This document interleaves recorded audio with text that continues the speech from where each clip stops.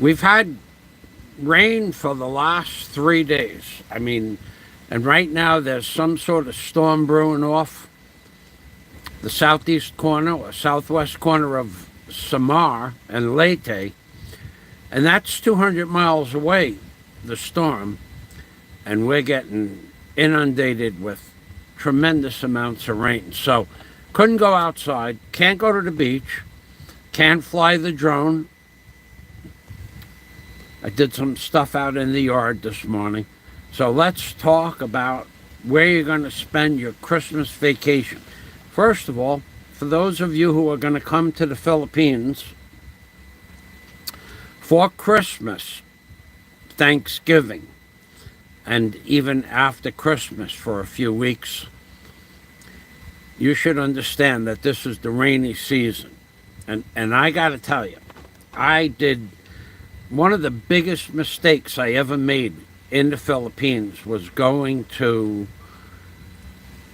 Bacolod, Dumaguete, the central Visayas of Dumaguete and Bacolod during Thanksgiving, between Thanksgiving and Christmas. It rained for 12 days, all day and all night. It's the rainy season. This is our monsoon season. Second biggest mistake I ever made was the following year. I went to Palawan, because that's several hundred miles away from Bacolod, and it rained just about every day during the week before Christmas. So if you come into the Philippines for Christmas, you should understand it's the rainy season.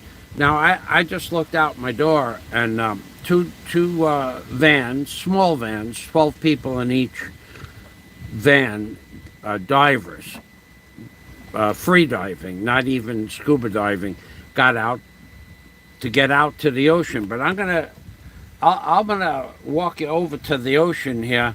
Well, I'll just show it to you. It is brutal out there. There's 3 and 4 foot seas out there in the ocean right now. This is typical weather, though.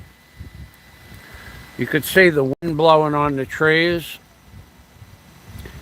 Out in the deep water, on the far side of that bunker boat, the white bunker boat, there's 2 to 3 foot seas out there. This is not the season to come.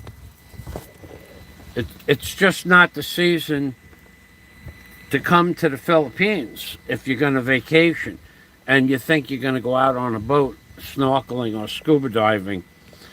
It's going to be real tough to get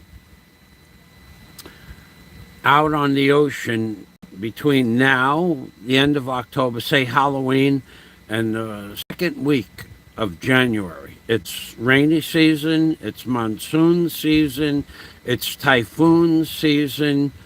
The weather here is just terrible for a vacation between those 4. And it doesn't matter what island you go to. It's just monsoon season in Southeast Asia. So I would highly recommend no vacationing. Now, I know people go away for Christmas, but I would highly recommend to not come to the Philippines for vacation at all if you want to go out boating and or diving, unless you have a dive shop that's willing to go out in this weather. Half of them will probably tell you no. Normally I see 10 or 12, 13, 14 trucks between 7:05 in the morning, early in the morning, to late after maybe 9:30, after breakfast, a late breakfast. There might be 13, 12, 13, 14 trucks go by the front of the house. Today, 2. Both of them had 6 passengers on each side, so that's 24 divers and or crew for the boat. It's not a good time. And we're going to have rain now. This monsoon, typhoon, whatever it is, it's going to be Could be another week of this really inclement weather. So now you have a choice if you want to come to the Philippines. Where are you going to go? Now, I've been to Davao in April, okay, and which is Mindanao. The weather there is very nice, but if you are a person that wants to do water, inclined to do things around the water, boating, snorkeling, swimming, scuba diving, that's not, it's not a big tourist destination for that kind of stuff. You can do that, but not in Davao City proper. You got to go to the outskirts, and I can't give you a final finality on that, but I can tell you places where you'd want to go scuba diving or snorkeling, and I can tell you some place that, unless you like swamps, not to go to. I mean, let's just face it, you people are going to come halfway around the world to go on vacation, and if you want to do certain things, I've been to maybe 15, 16, 17 cities where there is water sports and water vacations. I can give you some advice to that, but I can tell you where not to go. So I can tell you that this island that I live on, BOHOL, is probably here's a dive boat now. He's coming to pick up people. There's the yellow bus. He dropped people off about 7 o'clock this morning. So now he's going to pick some people up. Anyway,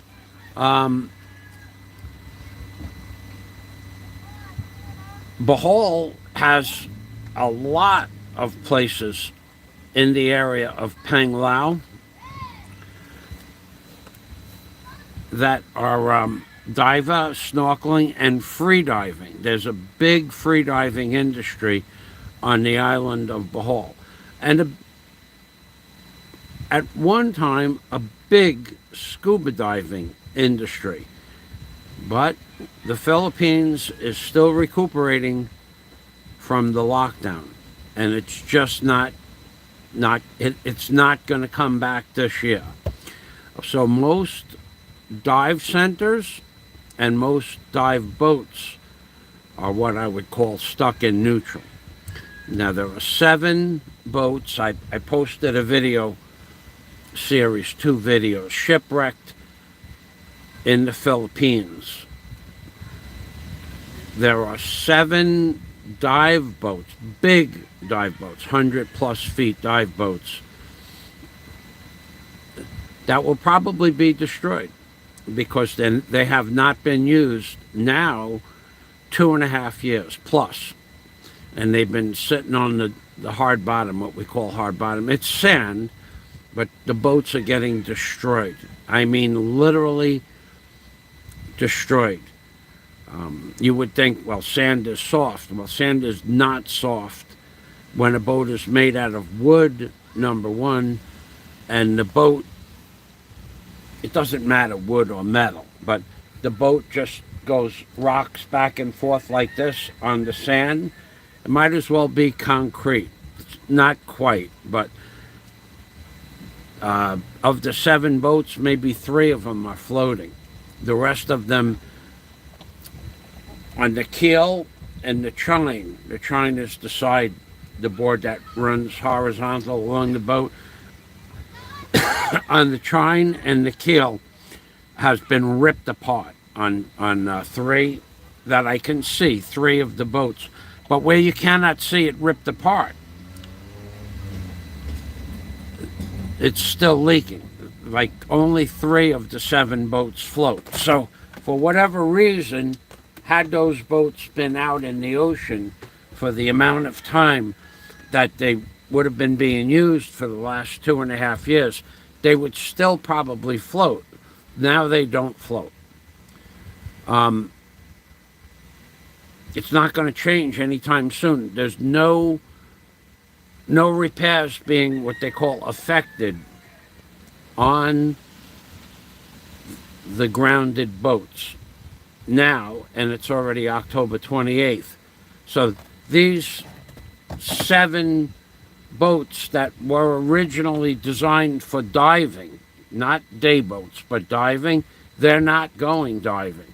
So if this is 7 in a row by the biggest dive center in BOHOL, I would imagine that most of the other dive centers are pretty much in the same position where they're not going diving. So to come to BOHOL to go diving at this time of the year, I would say no. I would say don't come to the Philippines to go diving or snorkeling at all at this time of the year. Now, if you want to come to the Philippines for other reasons, see family, forget about fishing. They don't have a big fishing industry here. So, like when I lived in the Florida Keys, we had 1,000 fishing boats within a few miles of the house. They don't have any deep sea or sport fishing here in the Philippines at all. You will never see a boat advertising sport fishing in the Philippines. There are people that fish for seafood, but you will never see sport fishing. You Google Isla Mirada, ISLAMAURADA, Isla Mirada, sport fishing, you're going to see not $1 million boats, but $3 million, $4 million boats that you can rent. This is where I lived in the Florida Keys. I lived in Key Largo, but that was the next big town. You can rent a boat for the day for $1,500 per person. You get 6 people. You give the captain of the boat $9,000, and you can go sport fishing for the day. But on the boat, they have hot water showers. They have big screen TV, aircon. They supply you with fishing poles that would normally cost you $1,500 to $2,000 for a fishing pole. They don't have anything like that. Nothing like that in the Philippines that I've ever seen. So you can't come here for sport fishing. You cannot come here for things like ocean racing. In America, you can rent an ocean racer for the day. You can go someplace and rent a big boat. You can rent big boats. They don't have stuff like that here in the Philippines. They don't have,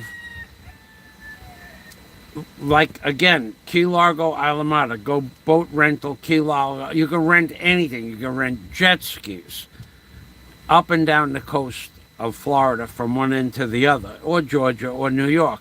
They don't have that type of thing here. There's one jet ski rental in Alona Beach. It's a total waste of money. A total waste of money. What you can do with the jet ski that you rent is you can go out on the jet ski about 150 feet offshore. Then there's a set of buoys, and you can go inside that set of buoys in a circle. That's it. You can't do anything else. And that's about it was $60 an hour 3 years ago. $60 for half an hour 3 years ago. So in the Florida Keys, this is just to give you a difference between what it's like jet ski rental here and jet ski rental in the Florida Keys. In the Florida Keys, Carl Vella and I, Carl, not me, Carl rented a 2-man jet ski, and then we did what is called the Everglades tour. And that was $200, but it was 4 hours.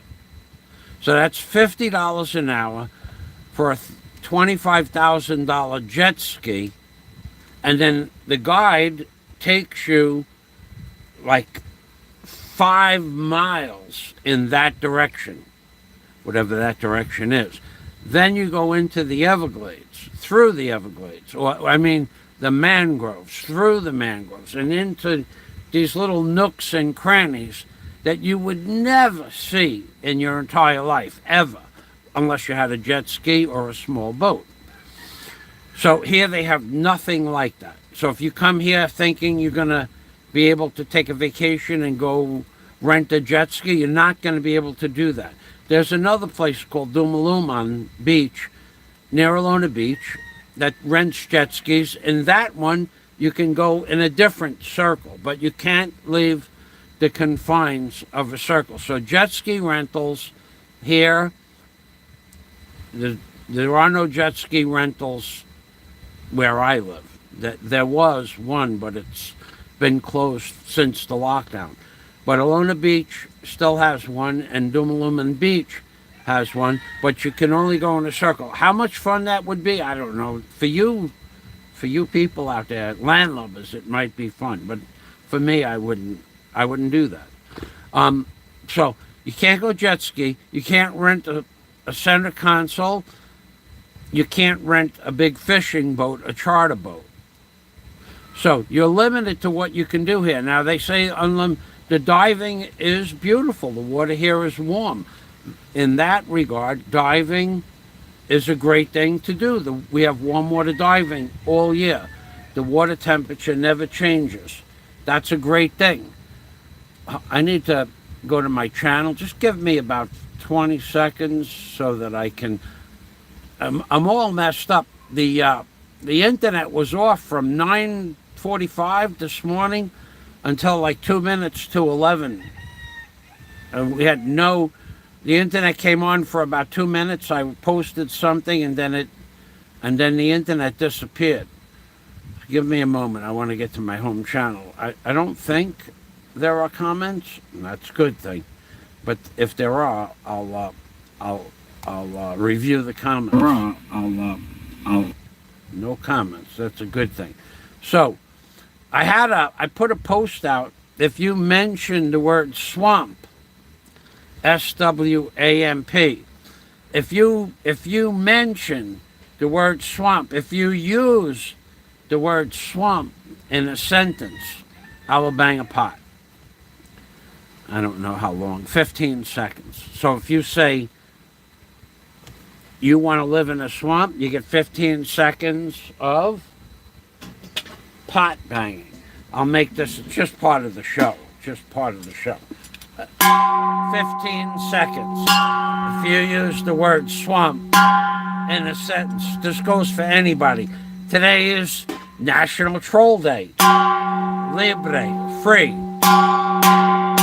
If you use the word swamp in a sentence, 15 seconds of banging a pot. Banging a pot is free today.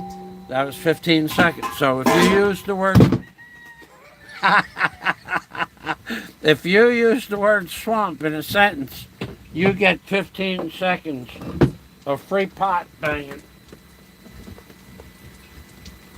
That's rare. Normally, I don't bang a pot for free. You know that.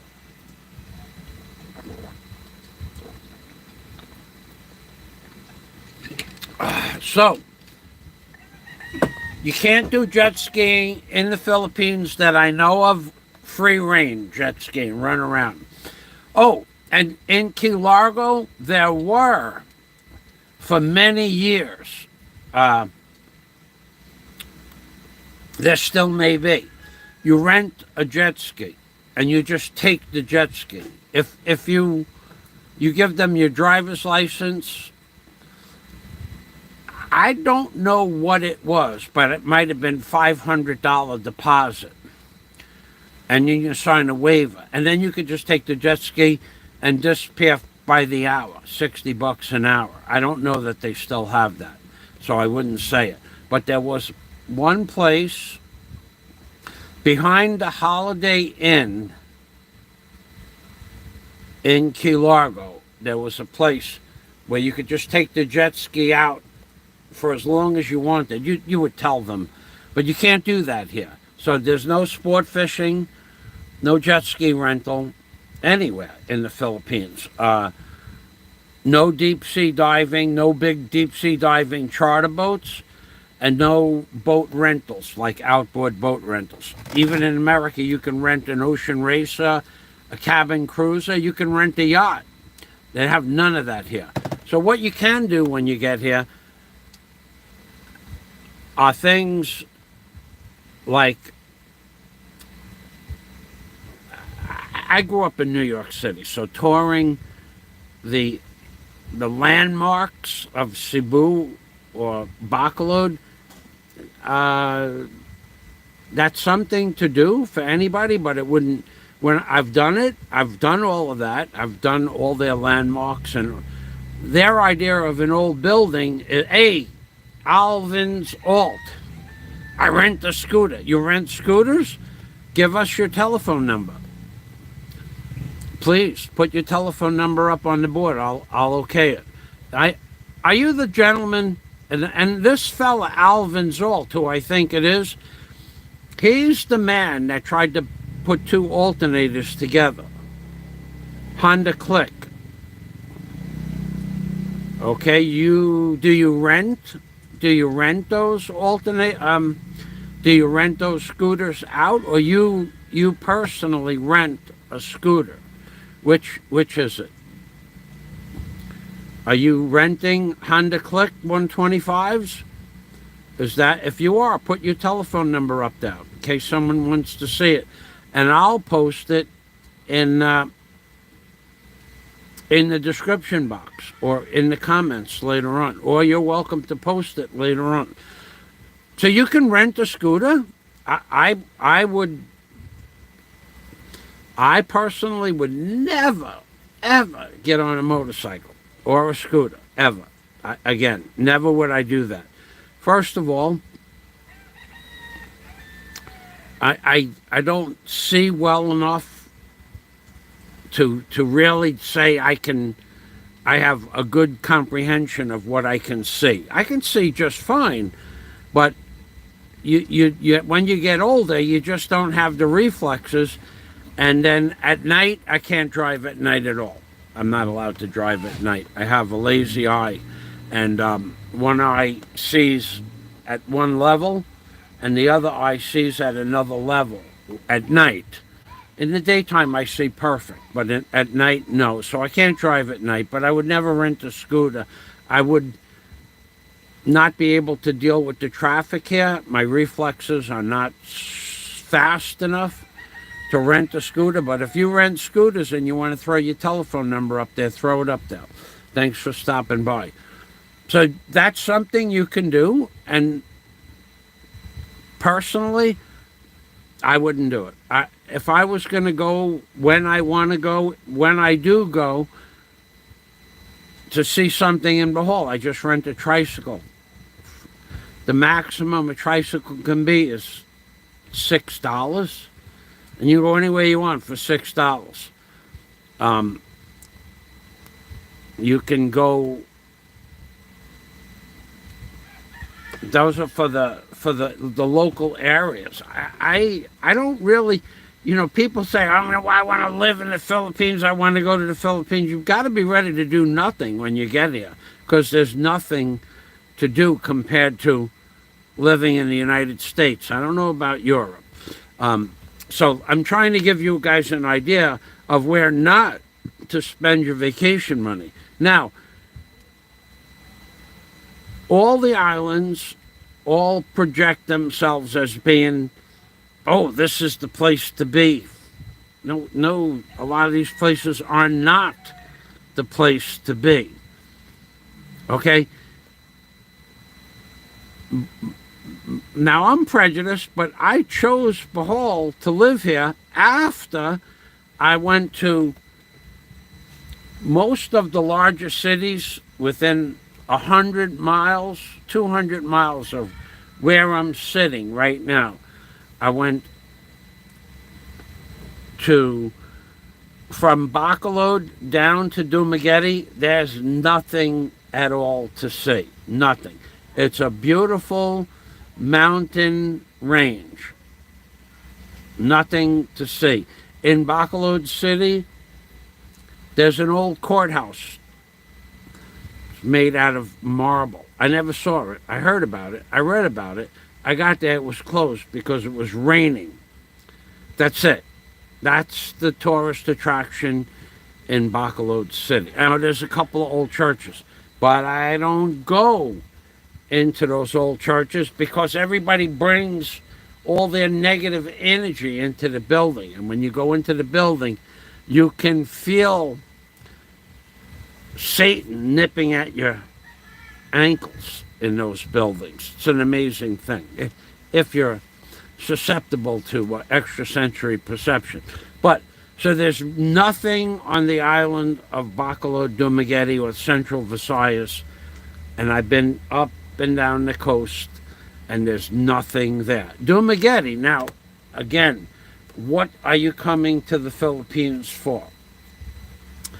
If you are of the mental aberration that you want to come to the Philippines to date young women, well, now Dumaguete is the port of call. There are, I think, 4 colleges in Dumaguete. I wouldn't go back to Dumaguete after living there for about 3.5 days. If you said, Michael, I will give you money to stay in Dumaguete proper. The place it's a slum. Lots of nice bars and hotels, and it's a slum.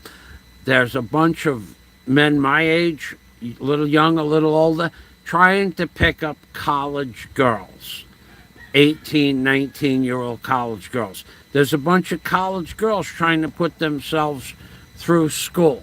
I find that deplorable, okay? I find that deplorable, that a 70-year-old man wants to date an 18-year-old woman. But that's something that people come to the Philippines for. I feel sorry for you people. Now, you could do that in Bacolod City as well. You could do that in Cebu City proper as well. That's something that people come to the Philippines for. I don't know anything about that. I've never set foot ever. Have I ever set foot in a bar in the Philippines? So that would be something you'd come to the Philippines, and it doesn't have to be during Christmas vacation.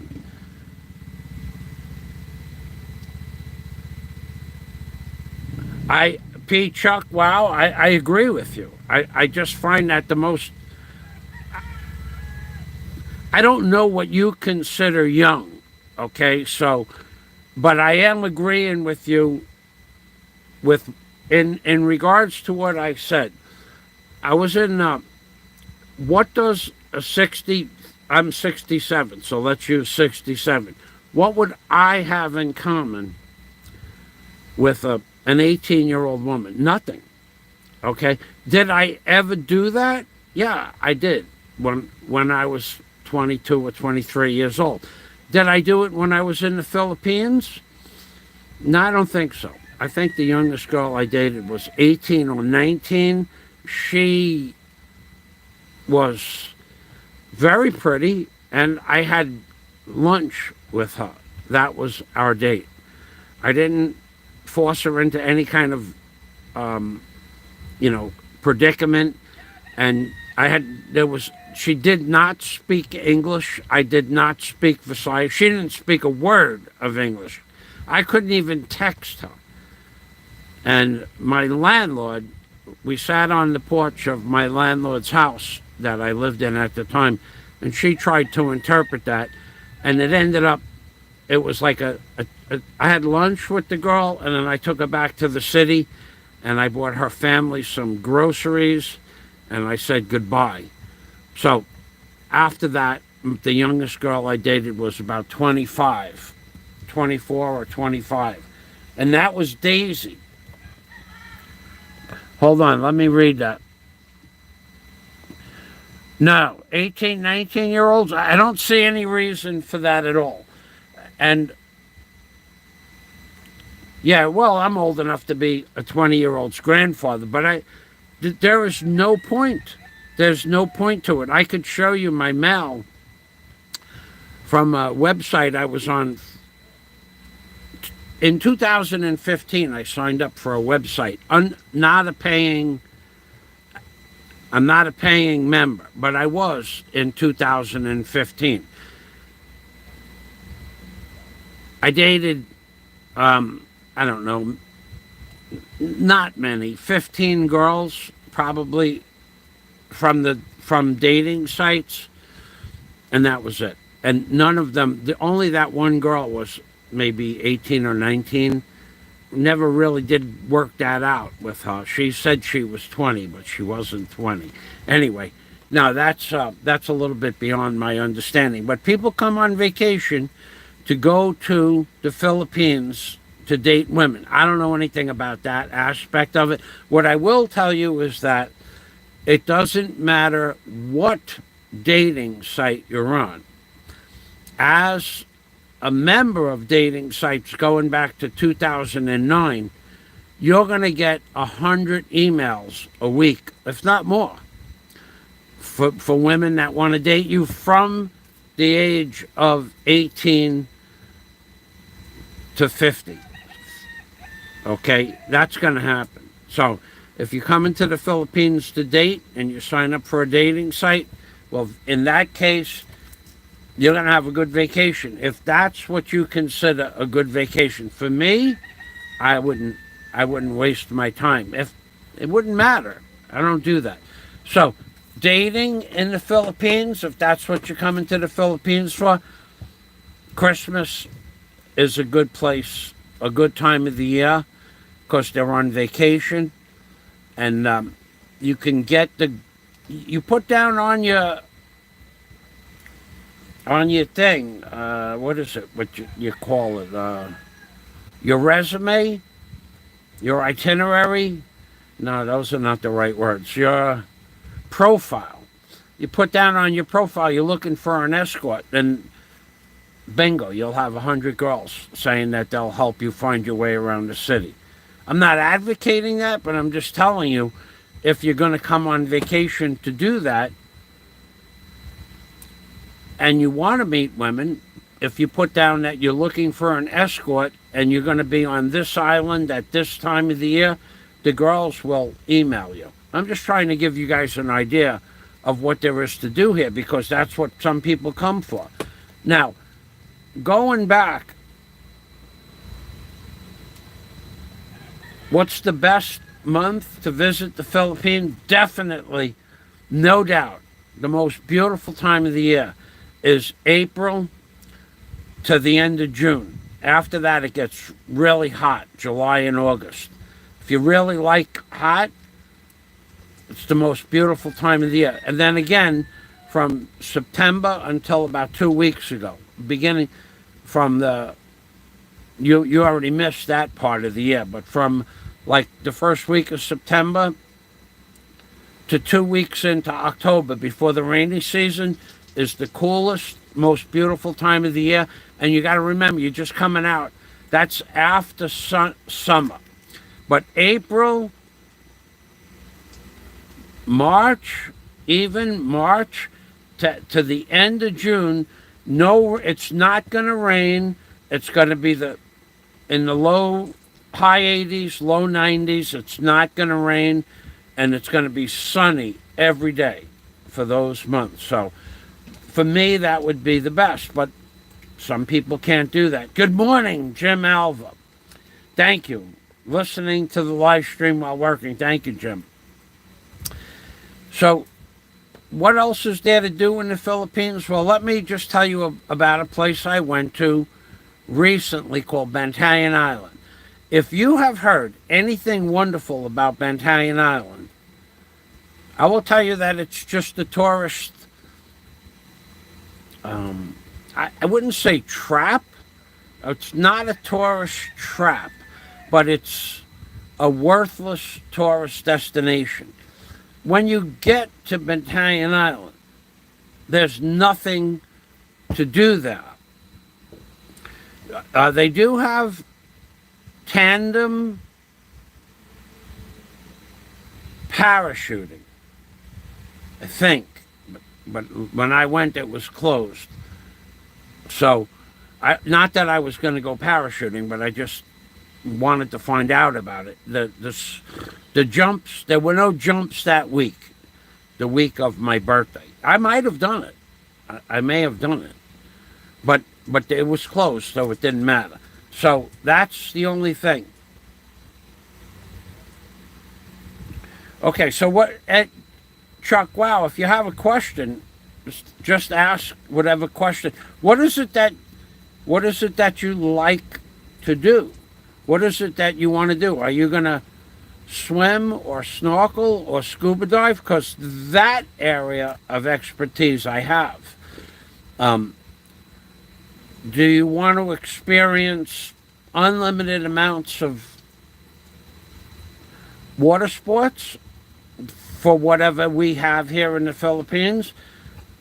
I will tell you that if I was only going to come to the Philippines one time in my life, I would bypass Bohol, I would bypass Cebu, I would bypass Romblon, because they have some diving there. I would bypass Bantayan Island, and I would spend my entire vacation on the island of Palawan proper. Okay? That island is no island anywhere I have ever been in the world comes close to the beauty and majestic views that you're going to see on the island of Palawan. Nothing comes close. In the Philippines, in the Bahamas, in the Dutch West Indies, in California, nothing comes close. Hold on a minute. I'm going to read that. I like the beach and just relaxing, nothing too wild. Well, Palawan has, you can take a boat ride in Palawan. I'll get the information for you. I have to go to my other channel for that. Hold on a minute. I'm going to, Palawan, P-A-L-A-W-A-N, Palawan diving, D-I-V-I-N-G. I forgot the name of the dive center that I went to. Oh boy, let's see, Palawan diving, Palawan, and it was. Now I would tell you not to come to Bohol to sit on the beach. I would tell you not to do that. Diving in Palawan. Let's go. I'll find you the name of it. Best diving El Nino. Okay. Palawan divers. Let's dive. I'm going to have to go to my other channel here for a minute.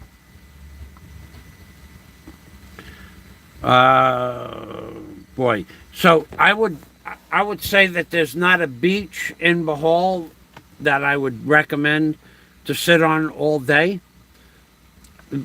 Because the way it works out here, but I will tell you to go to Palawan to go to a beach. I think that Palawan is the most beautiful island in the Philippines by far. Okay, well, the beach behind my house is white sugar sand, but at low tide, you really can't swim. You have to go 400 feet to get to the outside of the reef. At certain times of the year, you have to walk through 400 feet of mud. At high tide, it's a beautiful beach. So, if you came on a Monday and it was low tide at noon, you're not going to see a beautiful tide for a week. High tide at noon, 7 days.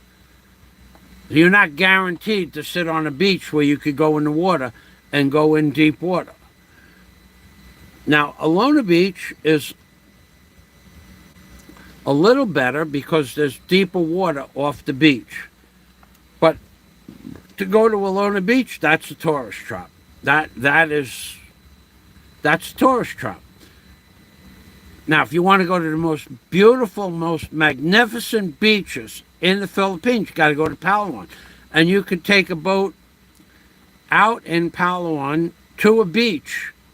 First of all, you get a boat ride, and then you'll go to a white sugar sand beach, and the majestic views of coral heads that come out of the ocean, 150, 200 feet high. The coral outcrop, they call it outcropping.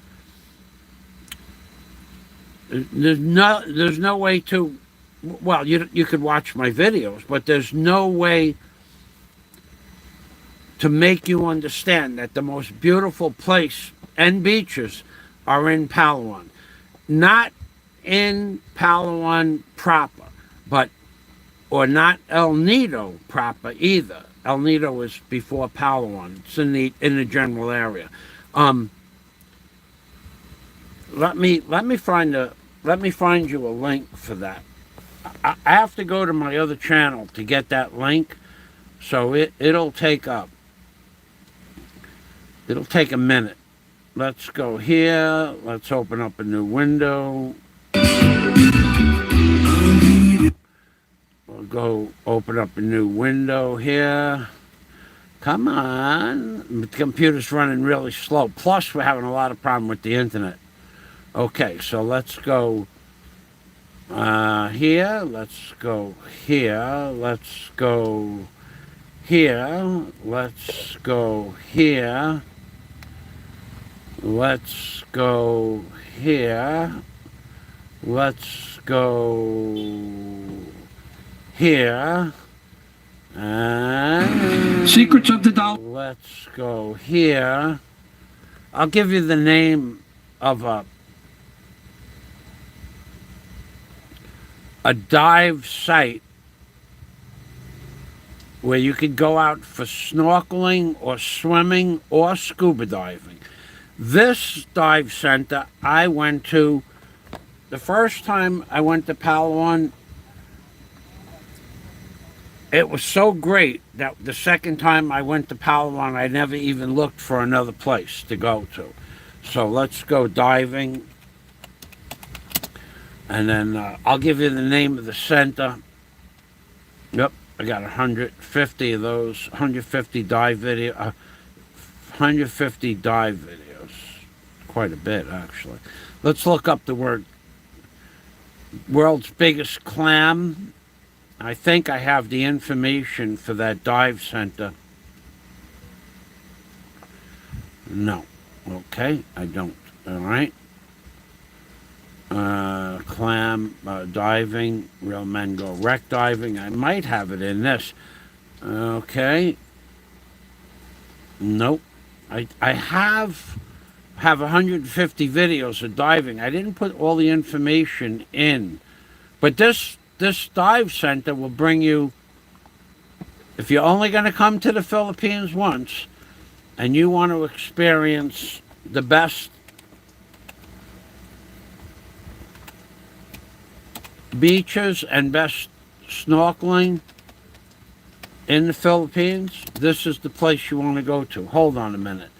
I'm going to have to open up 50 videos to look for some information for you.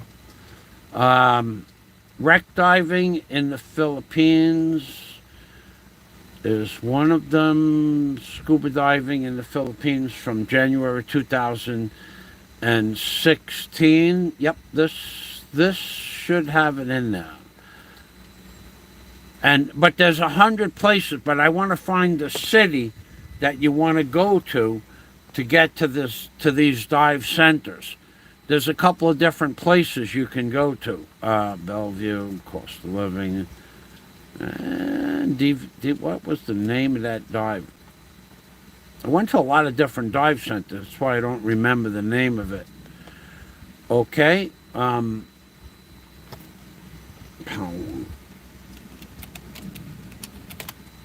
So this is, man, come on. Come on, baby. Come on. 61 of these.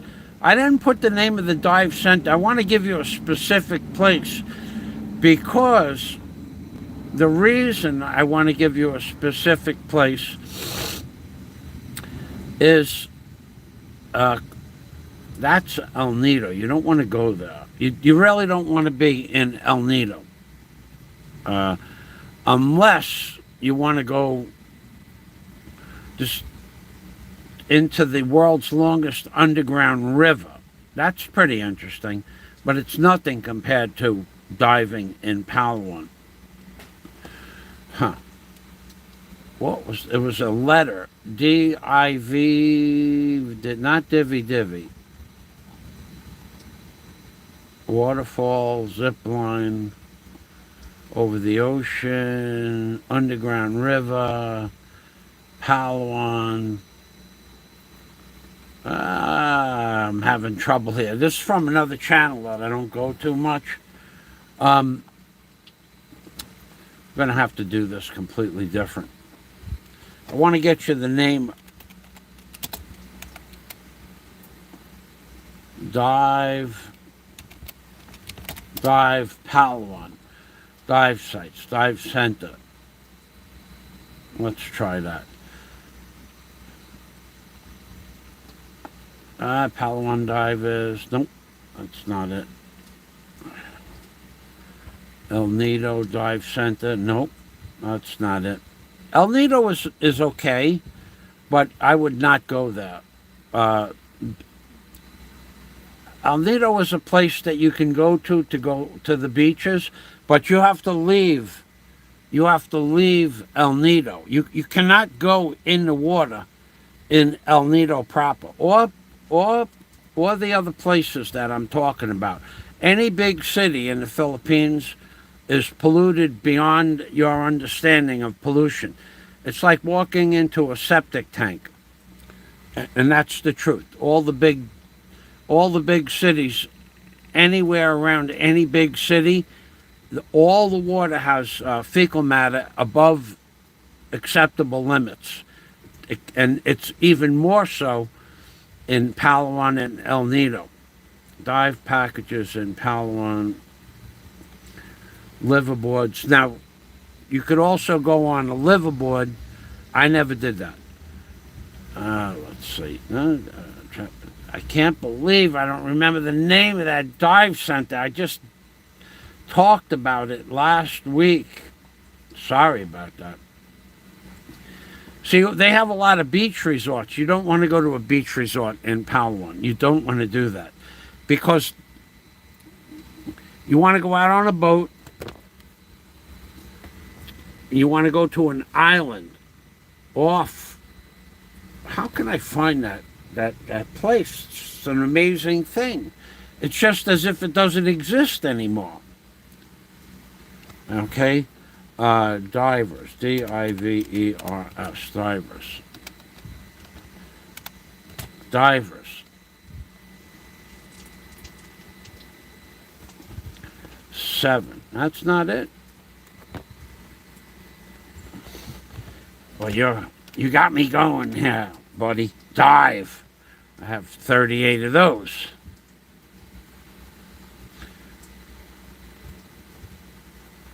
Oh, yeah. Japanese war wrecks. War. World War II. War. That should do it. War. 109. I'm really having fun here, actually, looking through these old videos. I'm actually loading a few videos now from my channel.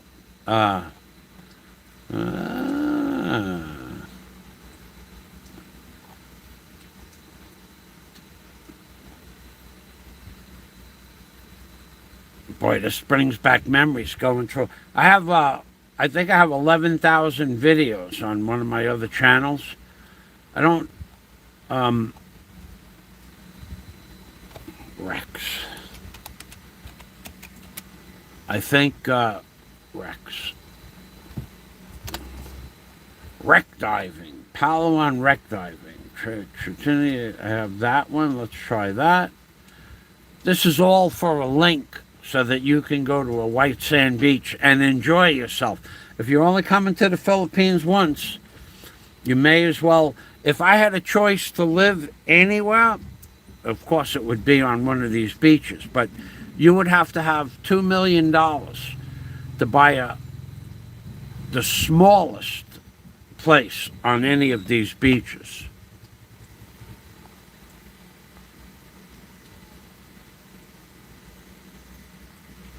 Amazing.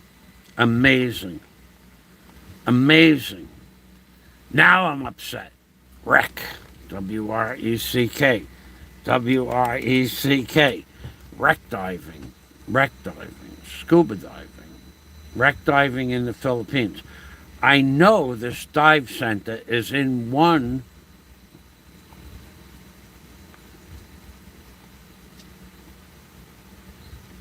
it's gone. It's gone. The name of this dive center, it's just gone. That upsets me that I can't remember the name of the best dive center in the Philippines. Okay. Let's see if we can find it in a different way.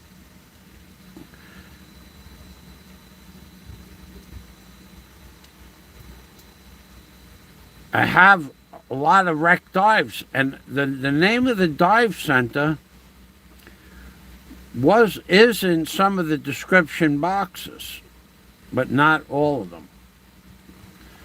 Okay, do it a different way. Try it a different way. Diving, Palawan. Divi, D-I something, diving, Palawan. I know this is kind of like a crazy. Palawan Dive Center's El Nido. That's not where I want to be. Diving, best prices, tour of the tickets. Well, let's see. Maybe this will be it. Get your guide.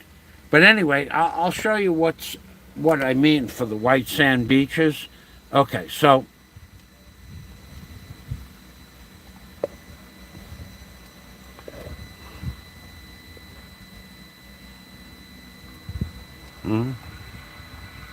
this is this beach here, this outcropping of coral. There are places in Palawan. See this house here? Okay. They have a little dive resort on a beach like this. And then the rock, coral rock in Palawan, goes up in the air 150 or 200 feet. And these rocks are everywhere in the ocean. And in between the rocks, most of them have these little beaches like this little white sand beach area here. And you can take a dive boat or a bunker boat and you can snorkel, scuba dive, or swim on these little beaches for the day. And it costs about $60 per person. Over here you see boats in the background over here. And this is, but you just can dive right off the beach.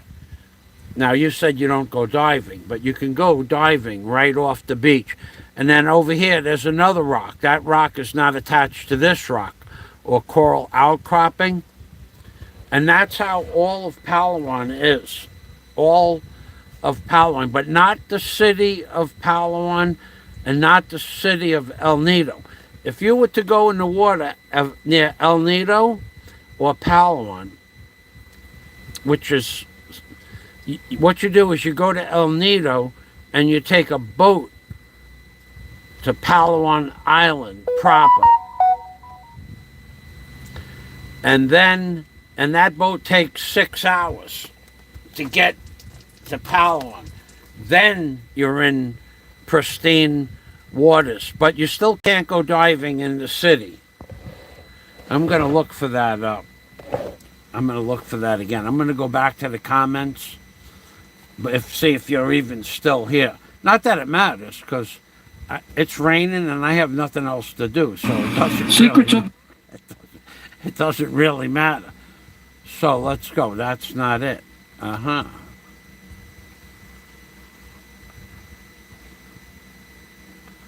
All right. Okay, so we're back to vacationing. So I would never vacation in Bantayan Island again. I've been there. I've done that. Okay, so we're back to vacation. And there's nothing to do on Bantayan Island. Now, they have beautiful beaches. If you just want to sit on a beach and you want to be able to get a good hamburger before or after the beach, Bantayan Island is the place to go. After that, there's nothing to do on the island of Bantayan Island. Nothing. Nothing. Zero. It is 131 square miles of nature preserve. And basically,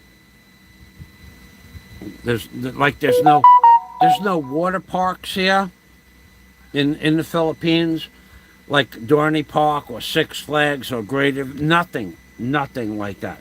They don't have anything like that in Bohol. I think there's a place like that. Someone said in Manila or someplace there's a water park. But why would you come to the Philippines to go to a water park? All right, so let's go back over here. Scott del Fuego. No. Have I ever grown more of those little peppers that I used to pack? No, that plant died. And I don't know why it died. It was quite old. It was probably 4 years old. It may have a life. It may have had a life. Hey, welcome, Scott. Thanks for stopping by. Okay, Chuck Wow says, wow, that looks amazing. Let me give you the name of where that site was. I'll give you the link for that, Chuck Wow. And now you can go to any island dive shop on Palawan and go to these places. Every one of the dive boats. I was just trying to give you the name of the dive boat that I was on because I'm partial to that place for a very specific reason. That place that I was looking for, the dive center, it's 516 letters, so I can't do that. The dive center that I went to, I'm going to have to do this a little different. The dive center that I went to, okay, it is on an island. No, the dive center is in the city proper. And then you get on a water boat, and then you go about, a mile and a half or 2 miles away from the city to an island, and you live on an island. And then the boat leaves from the island. Still can't swim where the island is. At one time you probably could. The whole of Palawan and El Nido proper is polluted. You cannot go in the water. It would be...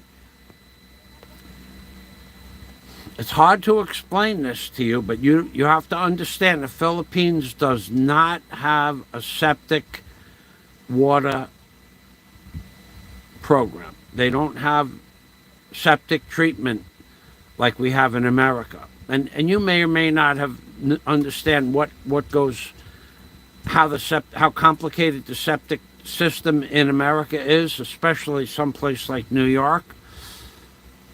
Without that, you couldn't swim on any beach on the eastern seaboard if New York didn't have septic water treatment plants. And they are huge, bigger than you could possibly comprehend. Thousands of square acres underground, under parts of New York City that you would never expect. You would just think there's rock under the building. There are thousands of square acres of septic water treatment plants in New York that you don't see. Without those, you wouldn't be able to swim. Well, they don't have those here in the Philippines. There is no septic treatment even till 3 years ago. You just dumped everything right straight into the ocean. It just destroyed any big city area. That's why I was looking for that dive place, because you could live on an island where it's a little bit, you cannot go in the water, but then it'll take you to those exotic spots. But if you went, let me find this damn place. Let me get a map. This is now it's a the map M-A-P of Palawan. Map of Palawan. Let's see what we could do here. I'll give you Palawan. Here we go. I got it. Okay. We're not gonna. Okay. Coron.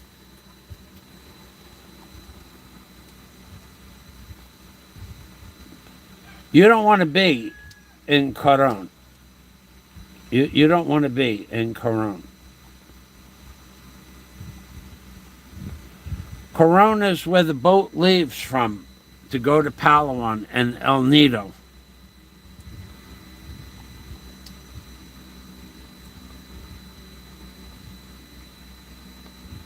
No, El Nido is, excuse me, El Nido is where the boat leaves from.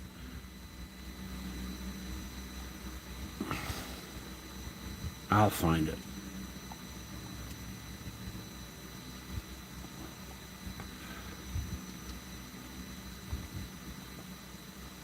El Nido is where the boat leaves from to go to Coron. Now, Palawan, there's a place called Taytay. That's a beautiful area to go diving. I'll show it to you. Snorkeling, swimming. This area here is clean water, Taytay. El Nido, proper, this whole area, you go into the water where the dive centers are along their shoreline. It's like sitting in a septic tank. It's like sitting down in a lounge chair in a septic tank, El Nido. Okay, you cannot, but now they have these dive boats that go out and go into this area here where there are little, that big outcropping that you saw before, those big outcroppings are where the clean water is, because this is clear water, ocean. Where you really want to end up, if you have the money, is Coron, C-O-R-O-N. So let's, you really want to be in Coron, because this area here is where they have the Japanese war wrecks, and there's hundreds of these outcropping, and you can stay all in this area up here where the cursor is. You can stay on a white sand beach in a resort. Now, I don't know what your budget is. You're looking at $300 and $400 a day per night for a room on the beach, but you can get a place over here in Coron, and we're going to go there right now. We're going to get a map of Coron. You can stay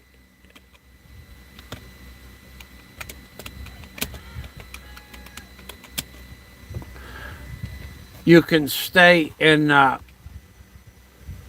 okay, let's go right here. Let's open that up.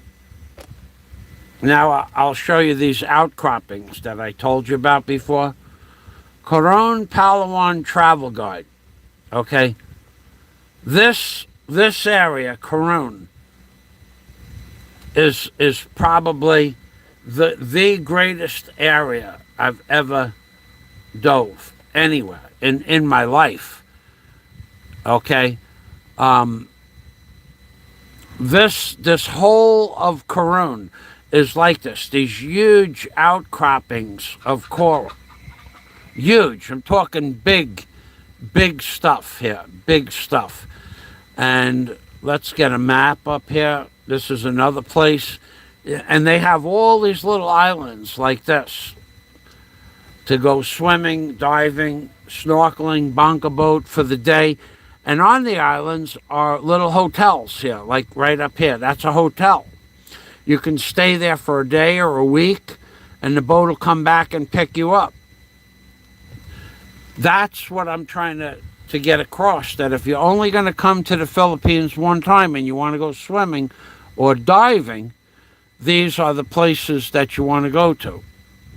Boracay is I would never go to Boracay, but Boracay has white sand beaches, but I've never been there, nor do I want to ever go there. So let's see, I'm going to have to bring this up. I'm trying to get rid of that advertisement.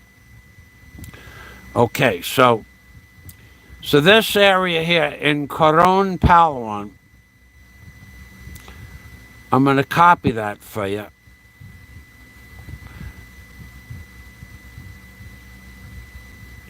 I wish they would get that garbage off of that.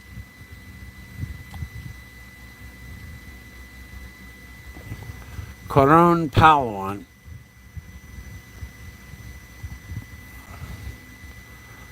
Coron is the place you want to try to end up.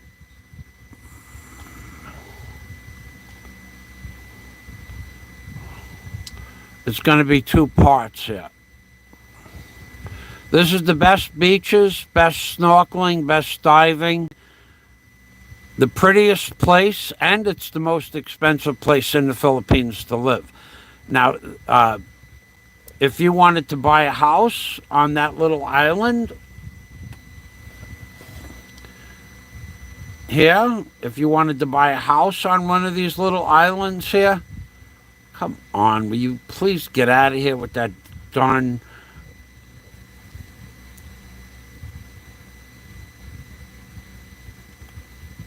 Okay, I'm going to put another little bit of information here.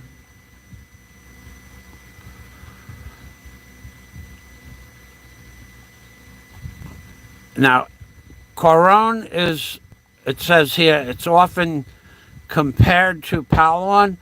Palawan is a big, long island, and the only nice place on Palawan is that place I showed you, Tatay. That's it. There isn't, right here. Tatay, right here, this one little spot right here is the only place on this whole entire island that isn't completely septic water. From the beginning of this island here to right up to right here, Roxas, is completely contaminated, the water, because there's just so much pollution on this side of the island. On the other side, this is the lee side. Here is Puerto Princesa. To give you an idea, Puerto Princesa is like the capital of Palawan. And there's a harbor here, right here. You go to the harbor and you look into the water in the harbor, and you cannot see 6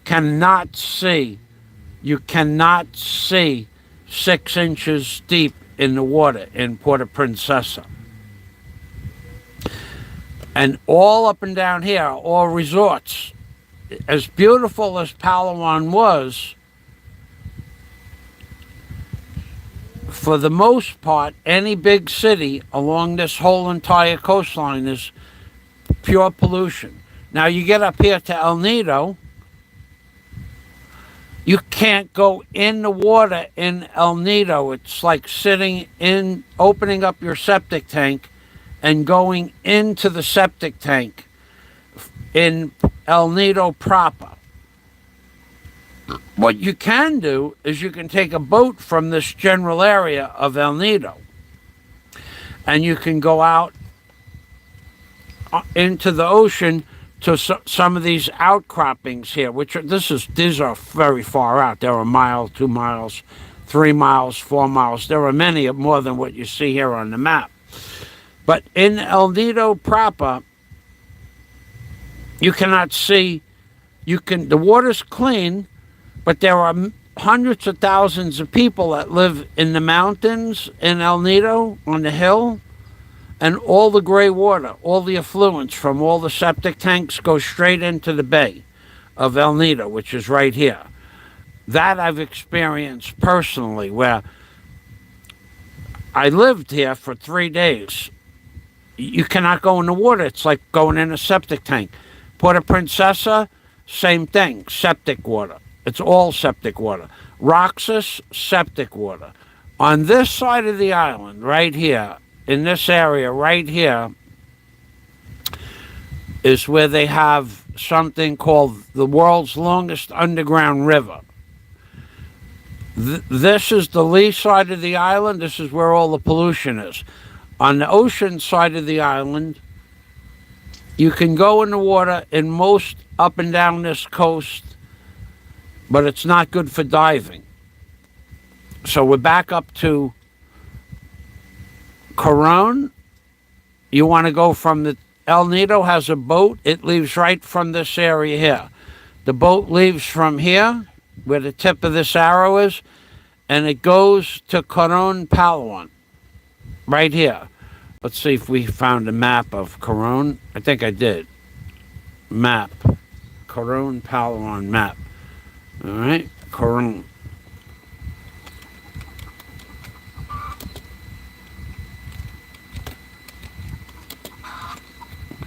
This is what really is depressing about the Philippines. Their Google, their map system, their entire process of giving us maps is garbage compared to that of America. Okay, it's just absolute garbage. I should be able to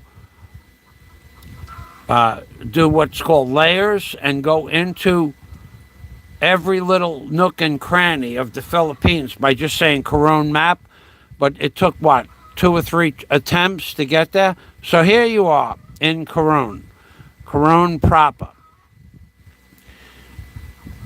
You cannot, Coron town proper, here you cannot go in this water.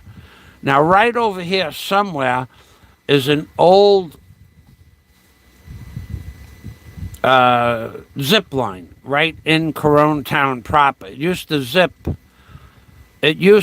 across where the boat comes in. There was a zip line around here somewhere. It won't open up to see that. But this is where you want to be to find one of your dive places. And then all in this area here is all little dive centers. Then from here, you can go, and there's hundreds of little resorts along here, but there's also a few islands that you can stay on the island.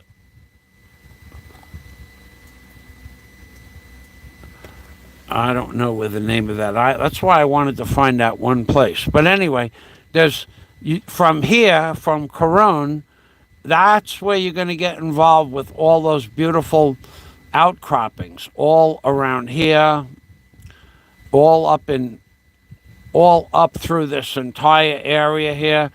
Apo Island is absolutely gorgeous. Now we'll look for Japanese war wrecks, and then we'll find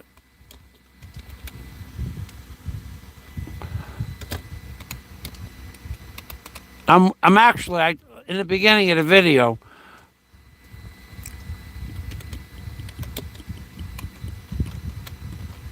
I said I'm winging this today. I had no desire to come on. My internet was off for hours, on and off this morning, for hours, and I had nothing set up to do a live stream. The site can't be reached. Okay, why?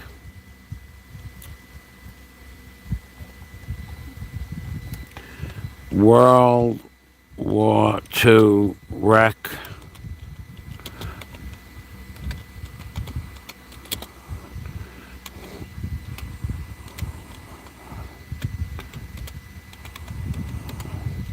I had nothing set up here.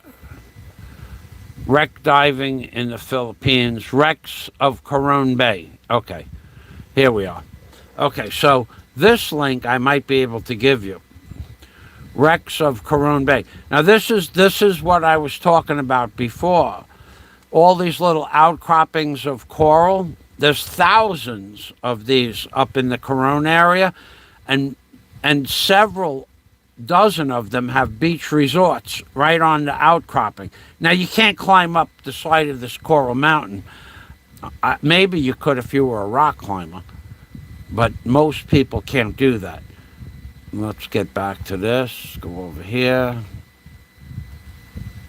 And this would be the link that I would suggest you go to for a dive site. If you want to go diving in the Philippines, snorkeling, or you want to experience white sand beaches, and you're only going to do this once in your lifetime, you want to go to Coron.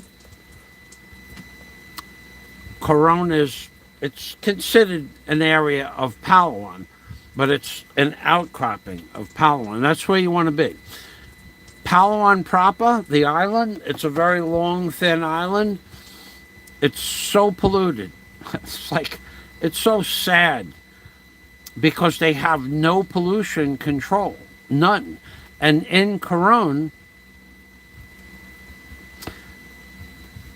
let's say one of you people that took my advice went to Coron. And if you don't take my advice to go to Coron, if you want to go diving and you're just going to do this one time in your life, you want to go to Coron, you want to go and do these dives and stay at one of these hotels on an island like I did. That's what you want to do. And and what it cost you, I have no idea what it cost me. I think it cost it's expensive. It's very expensive. At the time in 2015, I went the first time, and I went in 2016 the second time. It was figure somewhere around $300+ per day per person. Well, for me, I was one person, but it was about $300 a day. Now, if you're two people, of course, you're going to share a room. Most of the hotels don't include breakfast for that, though. So you can either make your own food, buy food in the city, or bring food, go to the city and buy food. But the hotel I was staying in, for a simple breakfast was like $10 for 2 eggs, bacon, orange juice, some home fries, and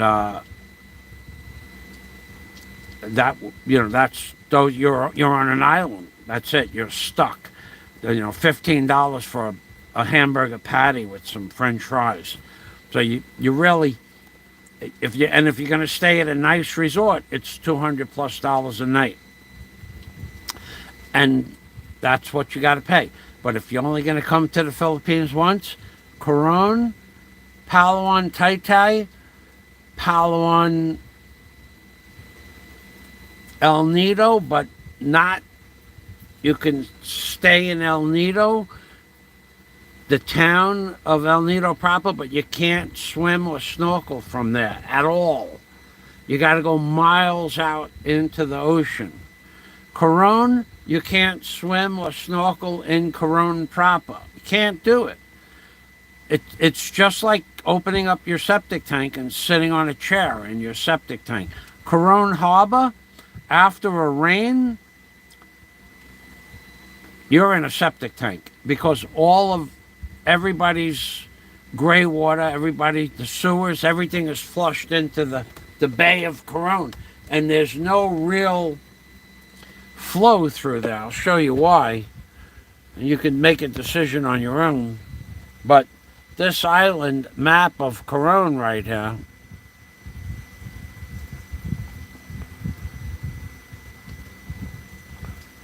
this is the Coron proper town.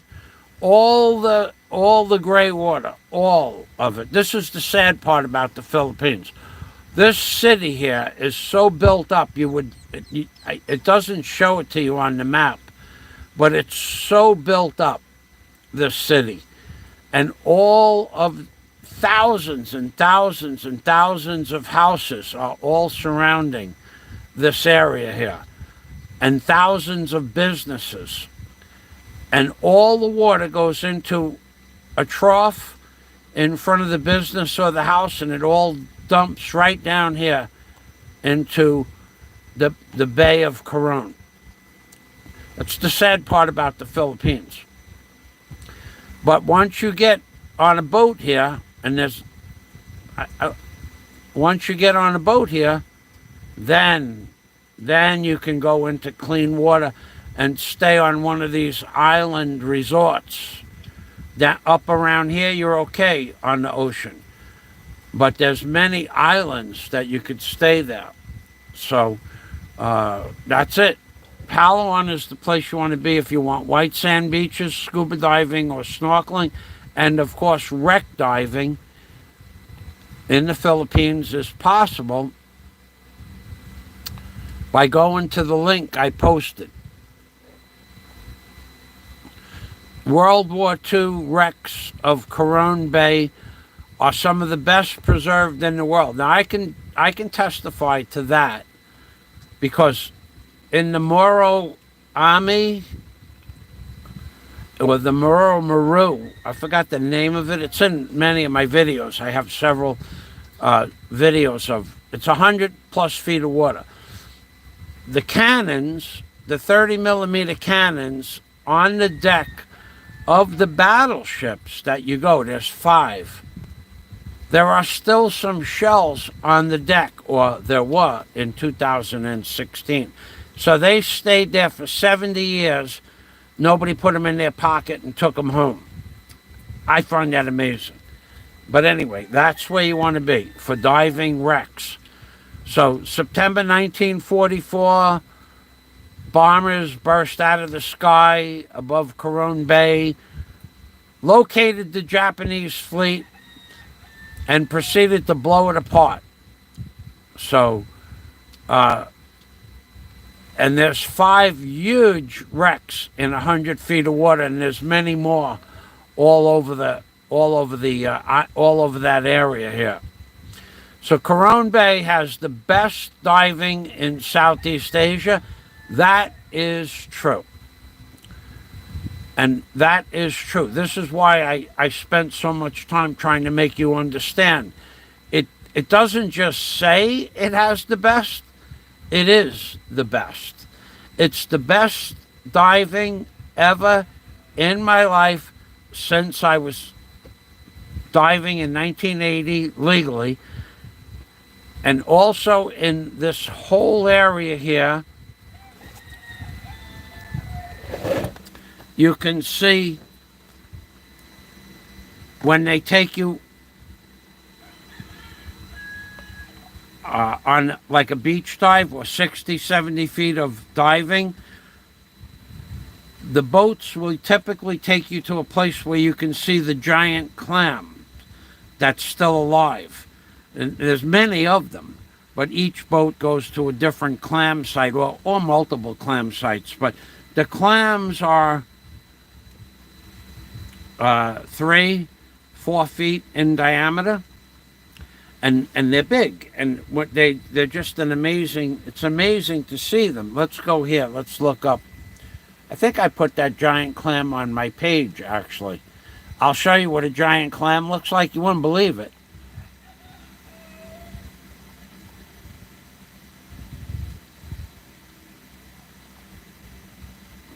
White mask with the red markings gives me nightmares, says Scott Del Fuego.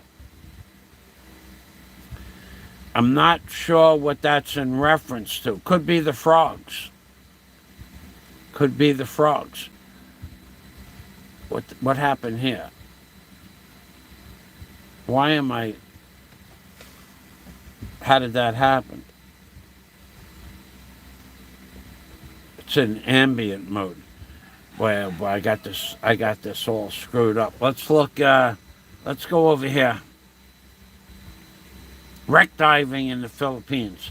What page am I on here? I'm all confused. All confused.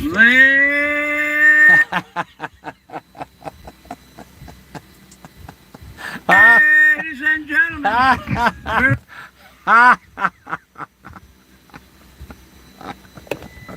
Here's my dive master.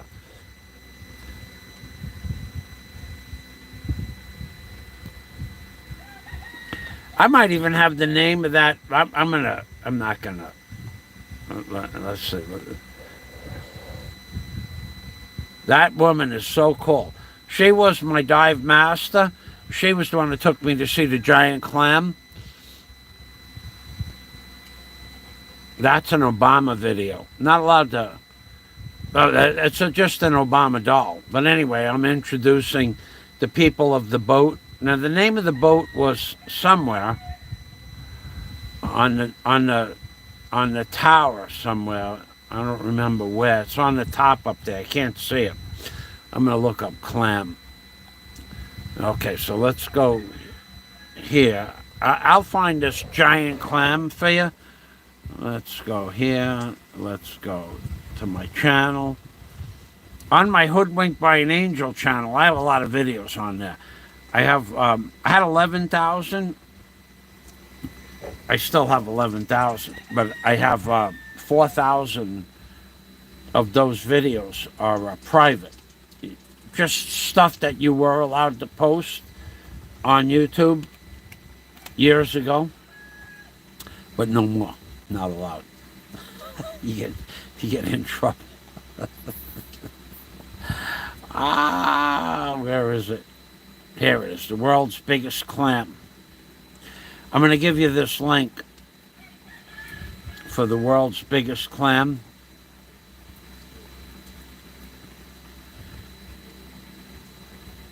And you can go to my channel and I'll post it. It's the other channel. It's really cool. I'm going to open that up, actually. I'm going to actually open it up. Oh, well, I could open it up this way, too.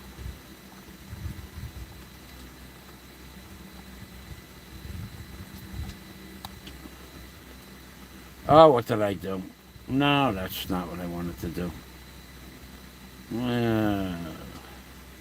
This is the link. This is the link. That was the link for what the description of the clam. But this is the link for the clam.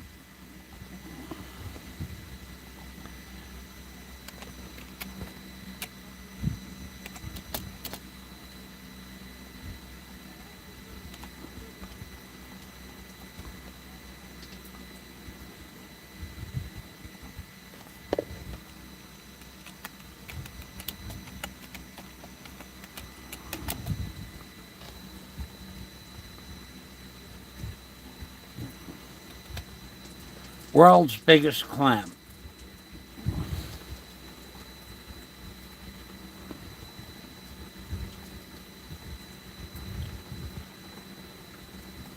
I'm still not sure what you're talking about, the white mask, Scott. Sometimes the unplanned streams, I'm having fun. I don't care. I don't care if anybody else enjoys the streams or not. I don't do it for other people. I do this for my own pleasure. It gives me something to do, because what I was trying to tell you people before, you don't understand. There's not much to do in the Philippines, all in all. Now, I do have several hobbies. I have a drone. I've been unable to fly my drone for a week because of the rain. I'm not flying it in the rain. Plus, I have no wish, want, will, or desire to walk around on a beach in the rain to fly a drone. And the tide was low this week in the afternoon from like 10 o'clock in the morning on. The tide is low. But what I'm trying to say is that I do these live streams because it gives me something to do during the course of the day. I will be going back to work on the hotel shortly. we were out of work on the hotel for a very long time for a couple of different reasons. And that's all coming to an end. When the rainy season ends, I should be right back on track with going back to work on the hotel. So let's open up one of these links here.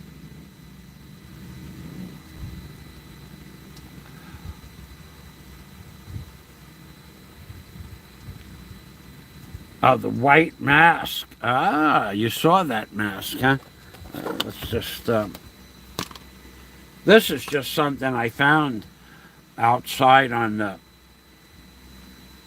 somewhere. I don't know where it is, where I found it. It was, I think it might have been part of something I bought years ago.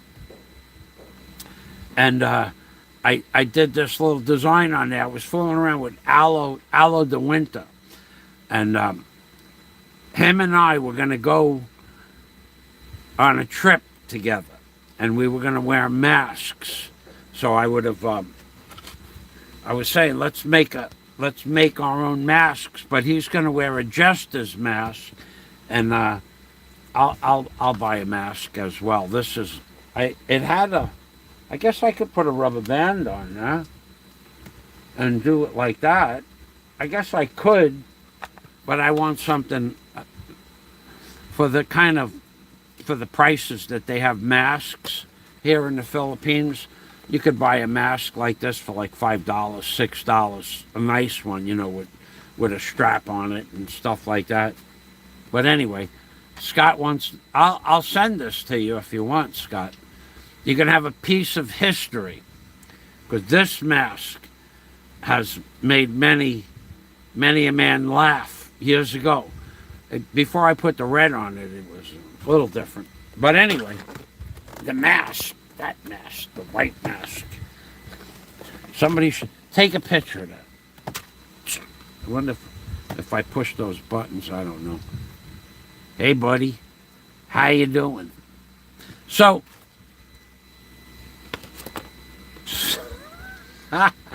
so anyway, Coron, Palawan. It's where you want to end up.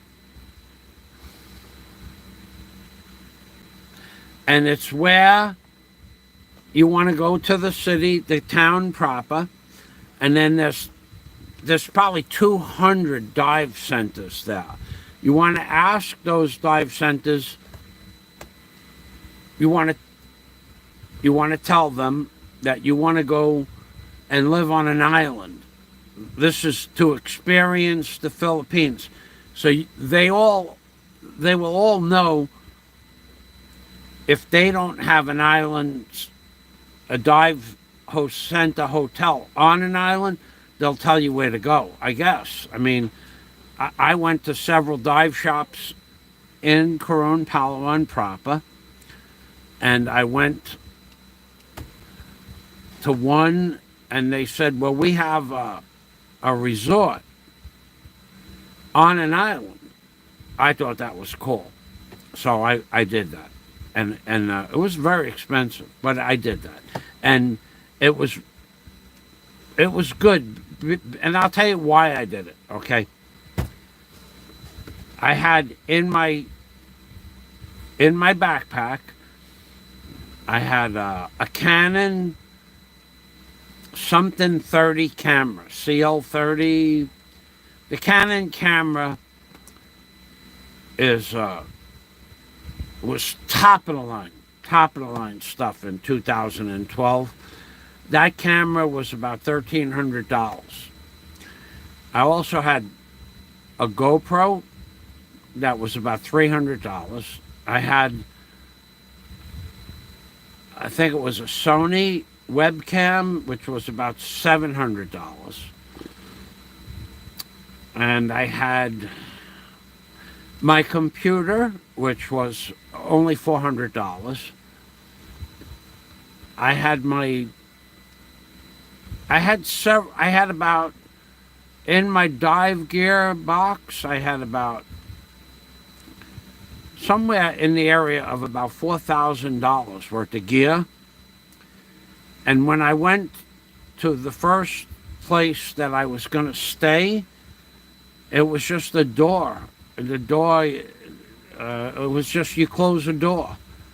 And the lock on the door, you could jimmy the lock in about, I don't know, 3 or 4 seconds with a credit card. So I said to myself, I said, you know, I don't want to carry this gear around with me all day. And I said to the lady, I don't want to leave my gear in here. Do you have a more secure room? No, sir. No one will bother your gear. And I had a nice regulator. I had about a $400 regulator. No, not 400, $200 regulator. But I also had brought out the DOD. I had the DOD in there. The DOD is worth $500 by itself. So I had $4,000 worth of gear in my bag. And I said, nah, I don't want it. And then I went to another hotel, and they showed me a room. And I'm going to myself, I'm not leaving all my gear in this place. So I went to a couple of more places, and I found eventually the place I ended up going to had an island resort. So when you are surrounded by divers, no one's going to take your gear. I've been diving for 42 years, and never has anything ever been stolen from another diver. But when you're just in a hotel with a door in a boarding house, basically, you know, with where you could jimmy the lock with a credit card, I wouldn't leave all my gear in there. So I went to the island resort for security, which when you go diving for the day, you don't take all your computers and stuff like that with you. So that place that I went to, which I can't find the name of it. Yes, Scott Del Fuego. The mask has been around a long time in Key Largo, in the room. I made many Obama videos with the mask. Mr. Obama, many times did I visit Mr. Obama.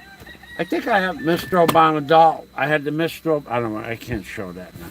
I had the Mr. Obama doll. I still have many Mr. Obama stuffs, things but you know, you're not allowed to talk about Mr. Obama anymore. You know, you're just not allowed to do that. That's against the rules.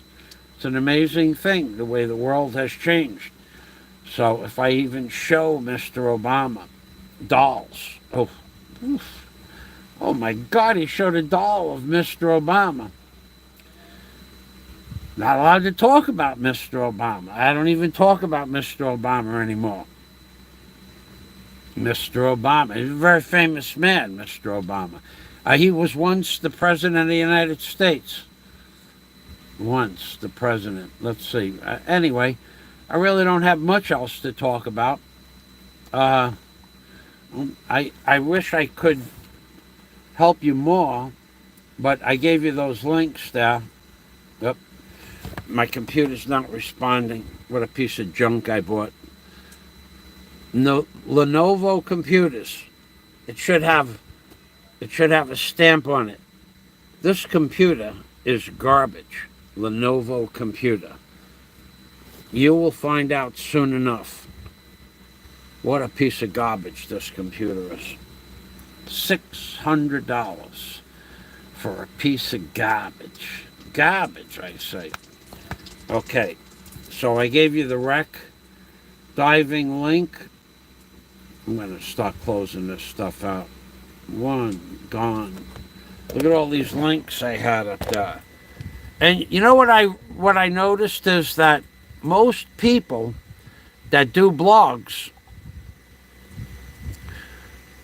have a limited understanding of the Philippines that as far as diving is concerned. One man stopped by last week. He did explain to me that there's some good diving in Malapasco, I think it was, which I was surprised. I heard that there was diving in Malapasco, but I didn't know it was good diving. So Philippines and beyond. A man named Jerry gave me some great information about a much closer place. But I went diving in Cebu a few times. There was nothing, it's a very boring dive. I went diving in Palawan proper, the island. It's just sand. It's a sand dive. And so is Bantayan Island. Bantayan Island is basically sand. So unless you see a wreck on the bottom of the sandy ocean, there's nothing to see. Nothing to see. But in Bohol, they have Balikasog Island. That's what I should give you the link for that. Balikasog Island. Mr. Obama, he's a good Obama. He's a riding and a riding and a riding and a riding.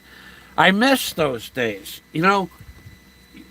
For you people that don't know me and don't care about me, I don't care what you care about, because I don't care about you.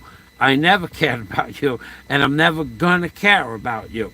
But for you people that don't know me, on my other channel, Hoodwinked by an Angel, I said I had 11,000 videos, and I do. But as YouTube progressed and destroyed its own platform, they changed the rules of what you could say and what you could do. For instance, there was a fella, I forgot the name of the guy. It's been so long since I did political videos. Not Obama, but it was another guy. And he got caught doing something really illegal. Really illegal. And I used to make fun of him that he got caught. Well, you're not allowed to do that anymore. In the way I did it. But then I would get, a couple of thousand views on a video in 2 days. Now, if I do my joke stuff, well, I've been shadow banned. Let's be clear on this. My channel has been shadow banned for many years, going back to 2012, when I started my second channel, Hoodwinked by an Angel. My first channel got 1 million+ views per month, every month in and month out.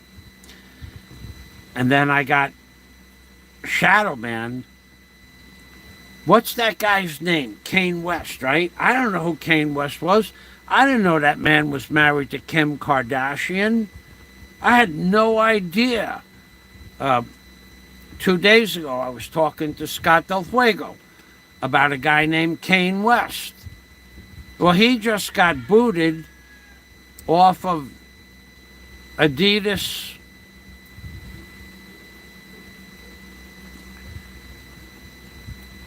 Adidas sells shirts and shoes, sneakers, and sports gear. Adidas sports gear. So me and Kanye West have a lot in common, I'll tell you that. So he said something, and he got booted off of Adidas, and Scott Del Fuego said that his net worth, or his potential net worth, went from 14 billion down to $2 billion. He lost $12 billion in 24 hours for saying something he shouldn't have said. Well, a lot of people have been saying the same thing that Kanye West said. Kanye West? I don't know his real name. He was married to Kim Kardashian, who I wouldn't know what she looked like. If you said which one of these women, the 5 sisters, are Kim, I couldn't tell you. But so he said something, and he got booted out of Adidas. It cost them $12 billion. Well, I said some of those things similar to that back in 2012, and I got shadow banned as well. So I don't do those kind of videos anymore. But in 2010, you were allowed to say that on YouTube. In other words, in 2010, you were allowed to say that cats are a lower class animal than dogs in 2010. And you'd get a lot of views because everybody knows that these little cute little animal videos get a lot of views. So cats are better than dogs in 2010, 30,000 views on your video. Or if you're a dog person, you could say dogs are better than cats. But in 2012, you couldn't say dogs are better than cats. You have to say that cats are better than dogs. So cats are better than dogs are better than cats, 30,000 views, 2010.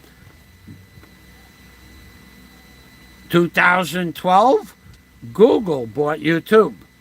Oh, no longer can you talk. No longer can you talk about dogs or cats, one or the other. You can switch one to the other. So in 2010, cats are better than dogs. No. Forget that. 2010, dogs are better than cats. Cats are a lower class animal. Ah, that's beautiful. He said dogs are better than cats. Oh, beautiful. Cats are better than dogs. Beautiful thing. But once Google took over YouTube, you can't say that dogs are better than cats. Not allowed to say that anymore. You can say that cats are better than dogs, but you can't say that dogs are better than cats. And I had hundreds of those videos talking about those bad cats. Hundreds of them. And I got shadow banned for talking about the owner of Google, the woman. In one day, my views went from 40,000 views a month in one day down to about 600 views a month. And I never regrouped from there. So if it's attached to my name, my channel, my URL, my anything, I get shadow banned. So that's why I have 5 subscribers looking at my live stream now, whereas with 5,500 or 4,500 subscribers, I should have 40 or 50 or 100 people watching. But I don't, because YouTube, aka Google, and those bad cats at Google shadow banned my channel. Now you have the idiots out there that don't believe that there's such a thing called shadow banning, but it's true. And now that guy Conway,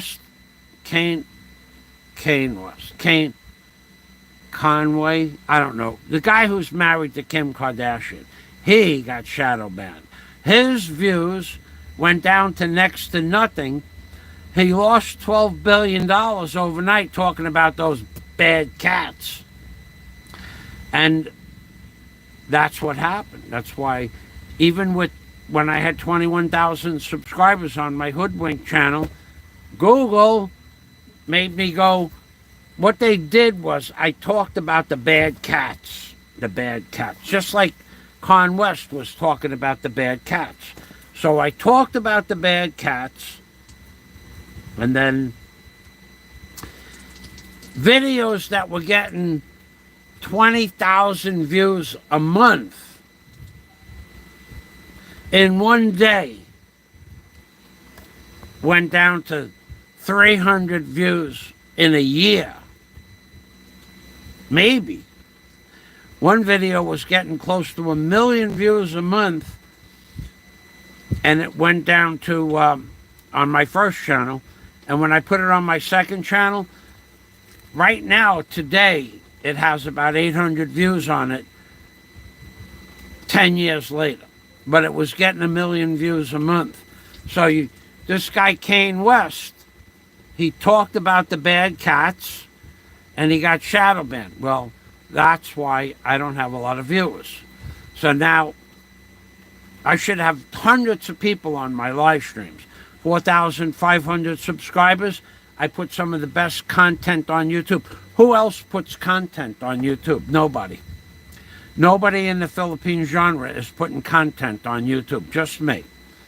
All the rest of them go blah, blah, blah, blah, blah, blah, blah. They've never been anywhere. They've never done anything. They've never gone through the islands. None of them. The fella, Philippines and Beyond, posts a few videos about his diving experience. But I have videos of construction skills, operating backhoes, bobcats, cranes, tugboats, barges, ocean racers, all kinds of marine equipment, trenching machines, all kinds of heavy equipment. And I get 100 views, 150 views on a video, and people say there's no such thing as shadow banning. Of course there's shadow banning. And that guy, Kane West, Con West, whatever his name is, talking about the bad cats, just got smacked. He lost $12 billion in worth in one day.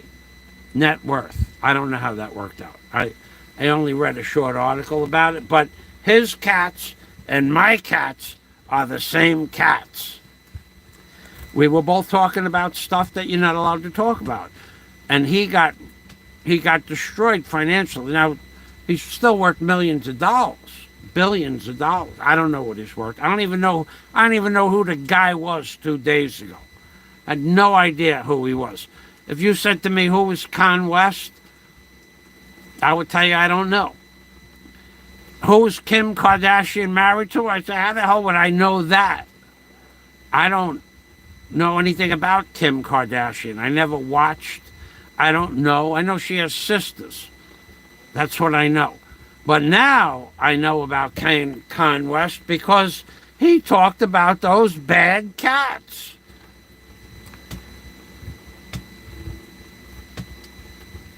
That's true. I feel bad for that guy. I'm sure he doesn't feel bad for me. But we were bad bloggers. Don't talk about those bad cats. Otherwise we'll shadow ban your butt.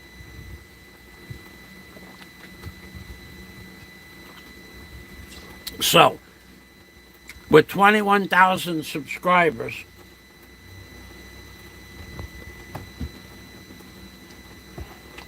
on my other channel, I put out a video and I would get 200 views. Where in the beginning, when I put out a video, I'd get 2,000 views in a day. So I started this other channel that I have now, Alpha Male Construction, which is not the real name of the channel. The Google address is completely different. Shadow banned on the first channel, shadow banned on the second channel, shadow banned on the third channel, and shadow banned on my Sky King channel as well. Because you're not allowed to talk about those bad cats. And they put me on the shadow ban list.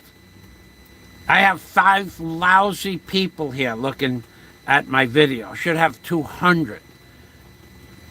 I should have 50, 100, 200 people. But you're not allowed to talk about the Con West cats. The bad cats. The bad cat. How is that fair? It's not fair at all. Because my content is better than almost anybody else's content. Certainly in this genre. The Philippine genre. Nobody's putting out any kind of content. You got people that are gone to the wayside. They're gone off YouTube. Doing nothing but bologna and cheese videos. Nothing at all. Zero content. Zero information. Zero skill sets. Zero life experience. And some of them get a little bit more views than me, and some of them don't. But they're not putting out any real content. Where I just showed you where to go, where not to go. The last place in this world you want to go on vacation to spend thousands, the last place in the Philippines would be Bantayan Island. It would be the last place. The second to last place would be Dumaguete. It's a slum, unless you consider trying to pick up college girls and paying them money. If you consider that worthy of your life energy, well, then it's not a slum. I consider it a slum. Anywhere where old men go to pick up 18, 19, 20-year-old girls is a slum. It's a disgusting lifestyle. So the worst place, Bantayan Island, there's nothing to do there. Dumaguete, nothing to do there. Nothing. Bantayan has some white sand beaches. Dumaguete has nothing but bars, restaurants, and what I would call ladies of the night. Ladies of the night. But I would not spend, I wouldn't go, you couldn't get me to go back to Bantayan Island. First of all, I've been to Bantayan. I don't think I'd ever go back. There might be something in the future. I could maybe meet a woman, meet somebody that I want to do something with over there in Bantayan Island, not business-wise, but maybe one day I would go back.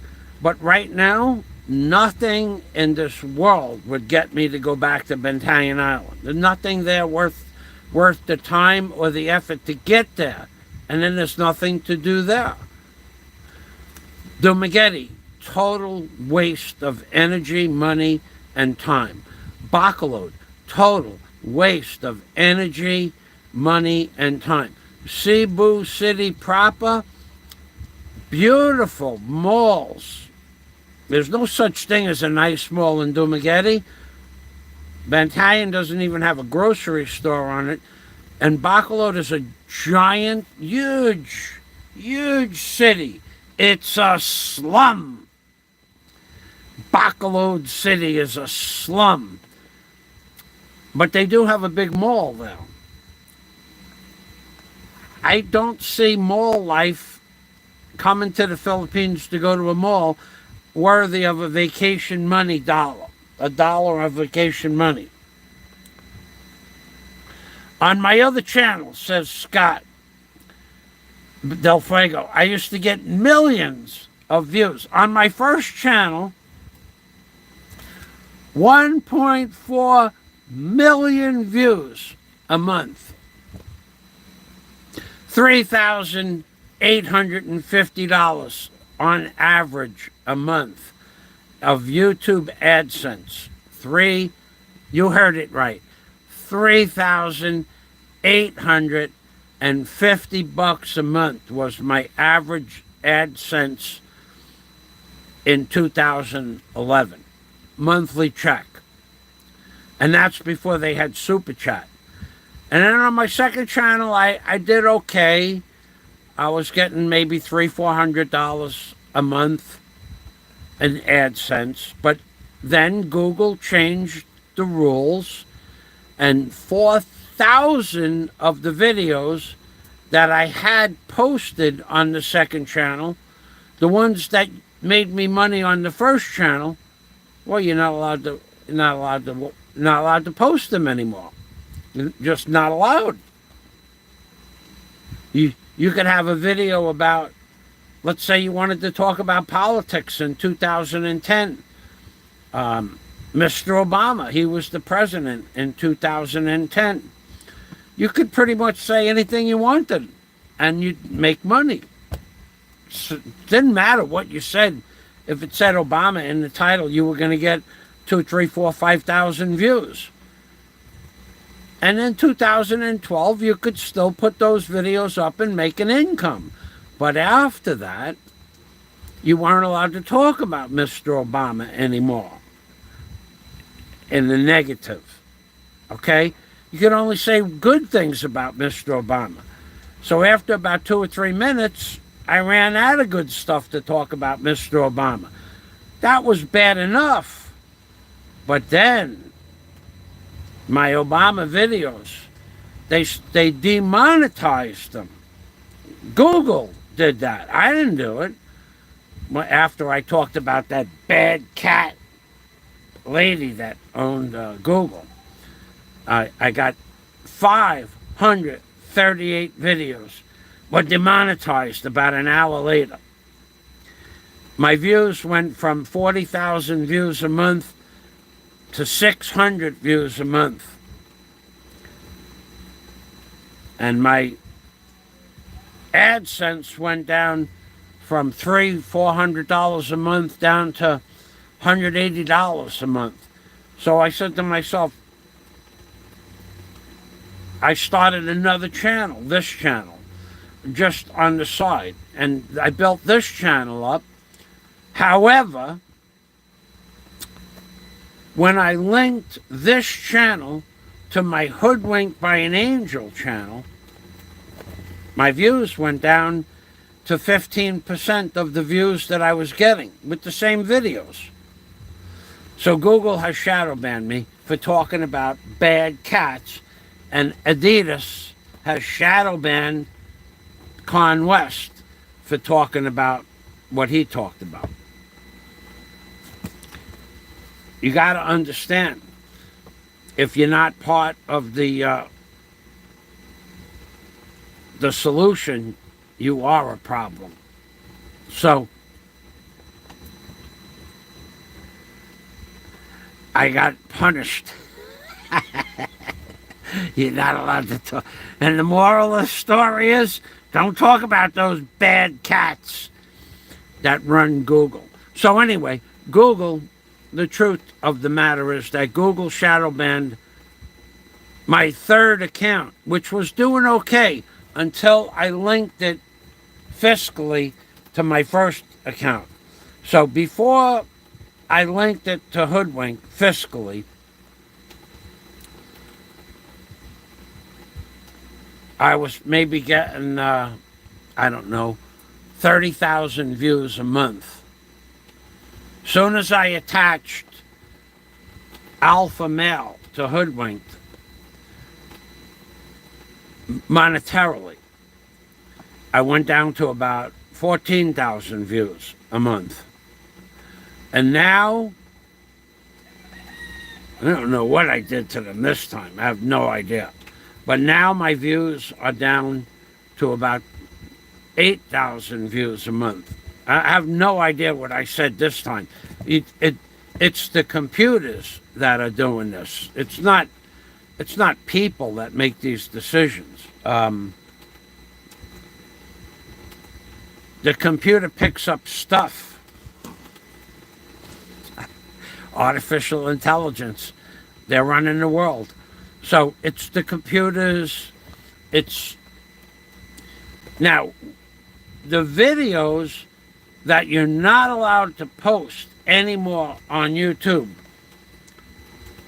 I have a lot of those. You may only see that I have, I don't know, 1,500, 2,000 videos.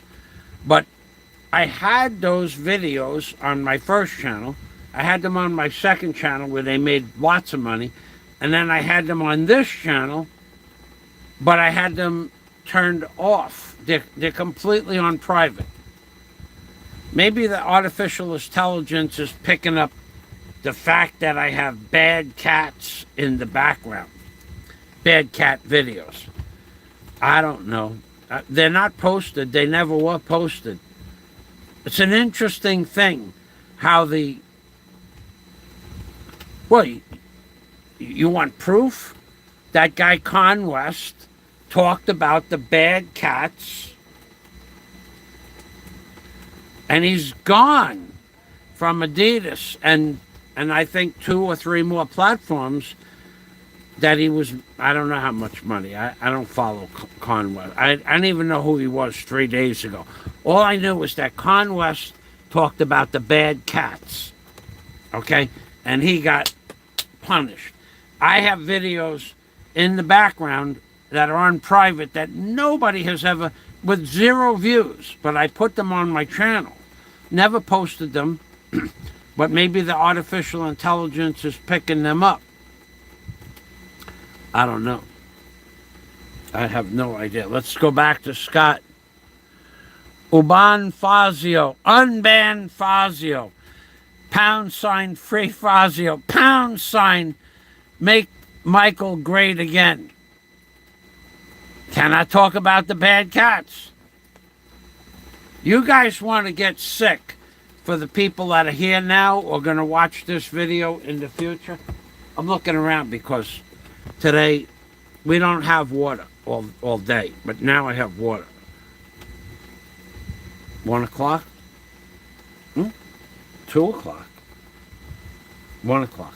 1 o'clock, yeah, we get water between 1 and 2:30. Water came back on just now, dripping. Oh yeah, it's so much fun living here. Anyway, you guys want proof that you can't talk about the bad cats, and you want proof? Go look at Con West or Kane West. I would have to Google it. I forget the guy's name. Psychobloggers. Let's go. Let's look up. Tell you what. I'll give you the guy's name.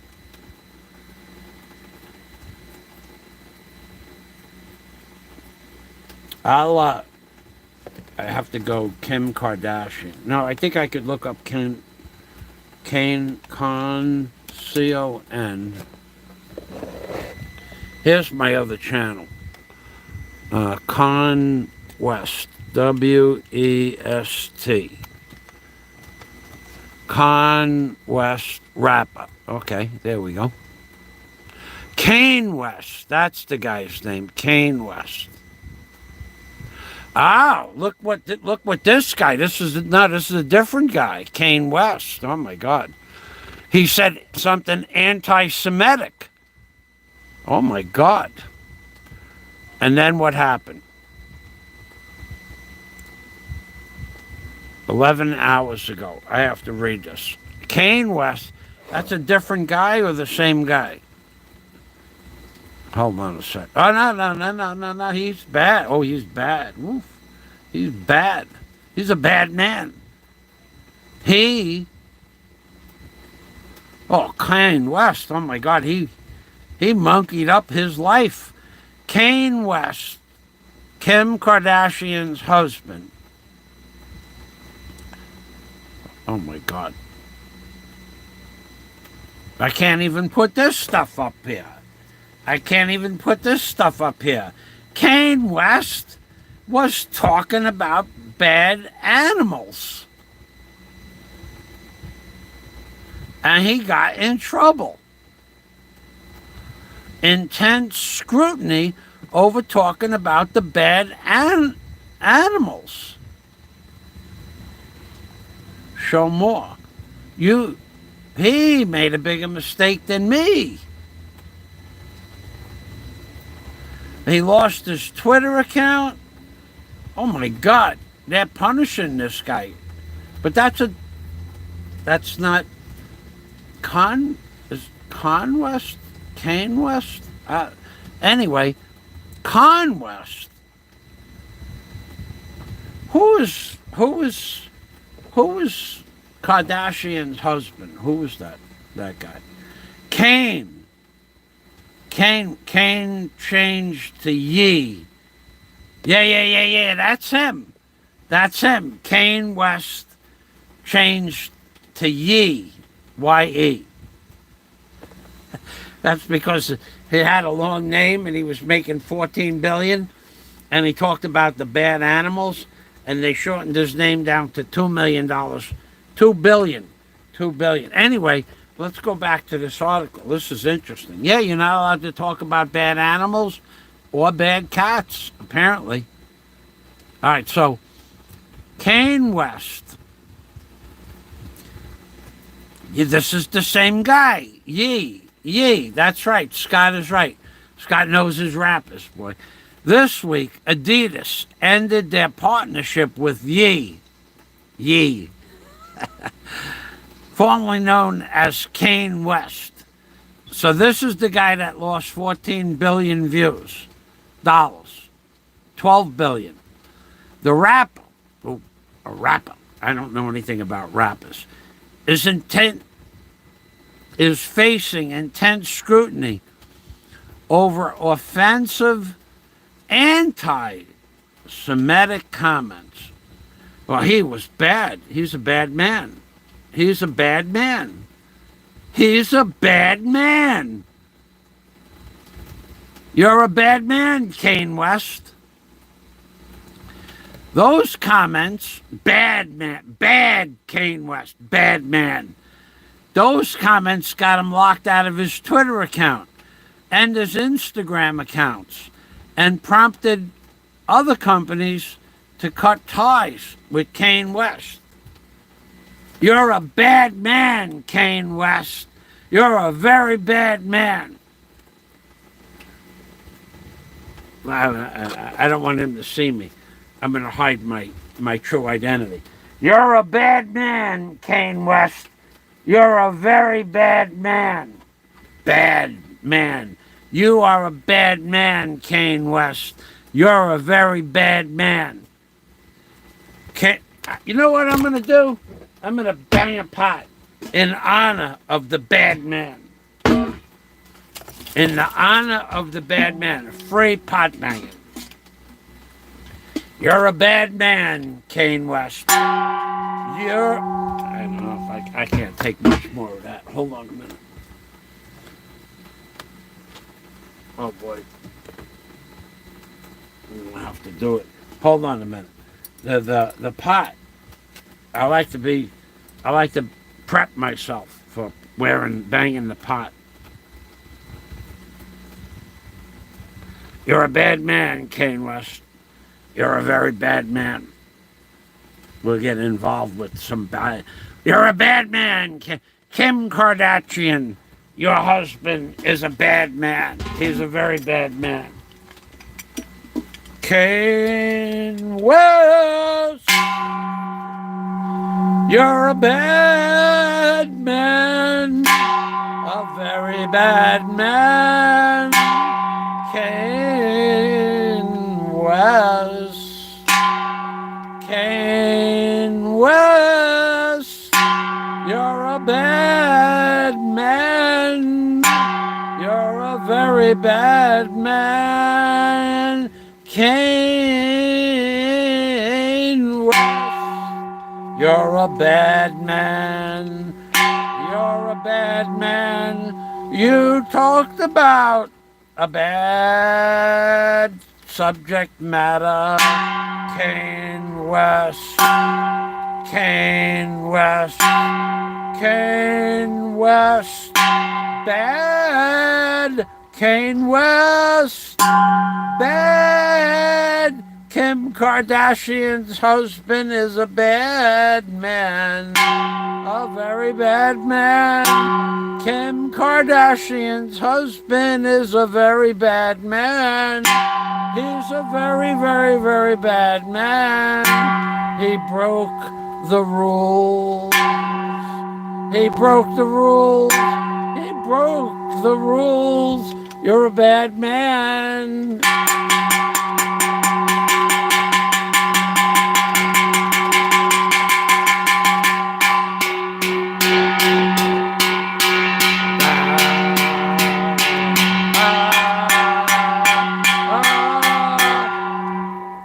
Kane West. Yee!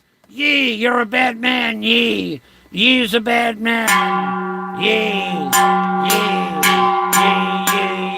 Yee! Yee! Yee! You're a bad man, Yee! You shouldn't have did what you did. You're a bad man! And you're in good company. Because I, too, have been shadow banned. See? Yay! I wish I had his money. He lost $12 billion. He should be giving me money. He should be the one giving me some super chat, that guy there. He got the extra money, too. There are bad cats in BOHOL. They stalk around and pee on everything. That's true. God.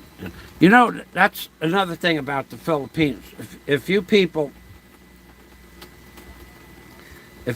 plan on moving to the Philippines, Scott posted, there are bad cats in BOHOL. They stalk around and pee on everything. They poop everywhere and fight and yell all night and try to hoard all the fish for themselves. Talking about living in the Philippines. In general, there is one systemic problem in the Philippines, and it's systemic everywhere. When I lived on Palawan Island, I have about a month on Palawan Island. I have about 3 weeks in Coron. I have 7 years in BOHOL.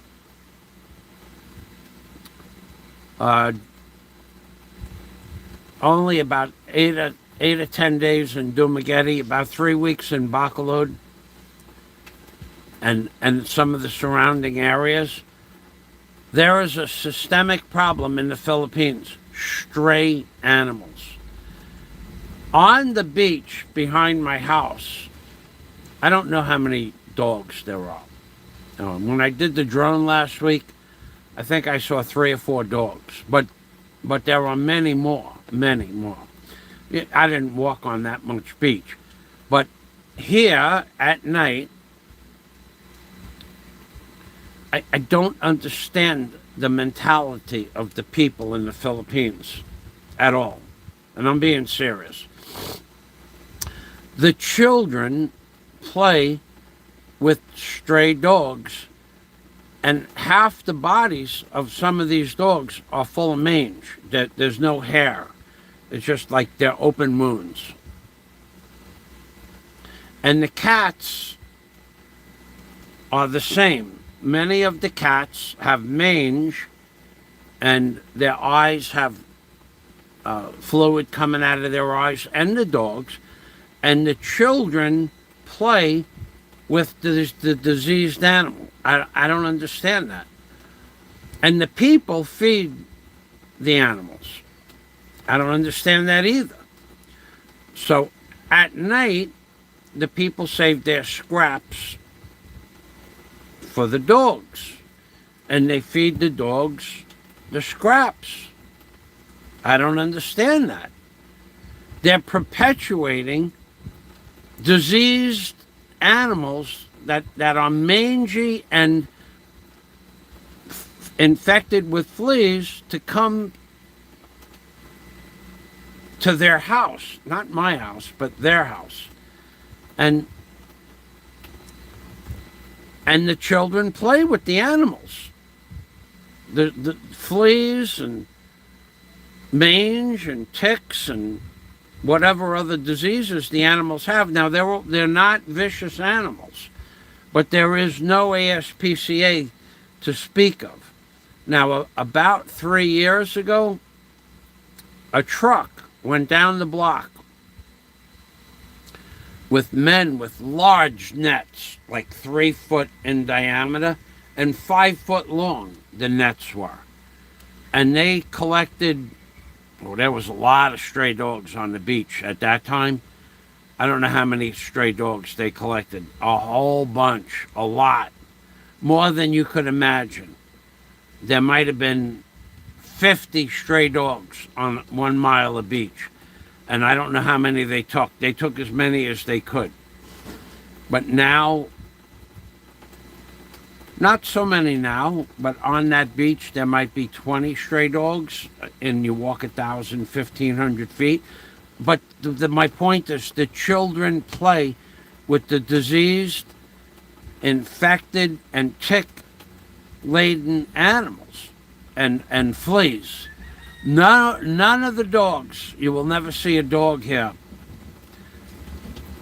unless it's sleeping, you will never see a dog here not scratch in 30 seconds. Every 30 seconds they stop to scratch. The head, the back of their legs, whatever. The ones with mange, same thing. They're scratching all that fluid off onto the ground, and the children will walk right over to the animals and hug them, put their head like, like it was a pimped up, a pampered, what kind of animal? A pampered animal, a poodle, like a pampered poodle that just got its nails done and polished and teeth cleaned. The children will come over and hug them and put the animals on their lap. I don't understand it. Hold on a minute, I gotta shut that water off.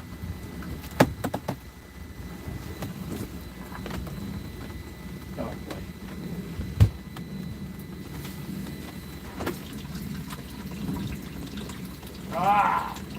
I'll be there in a second. Oh.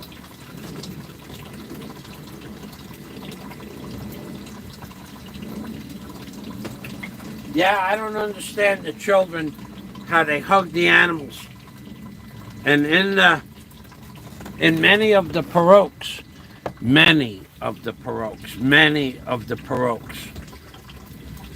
the stray animals, cats and or dogs, with mange, without mange, with diseased eyes, without, at night, the animals will sleep on the benches in the pirogues that the Philippines has all over the place. They have like benches all over the place where the people sit in the daytime. And one step further, the people who at night,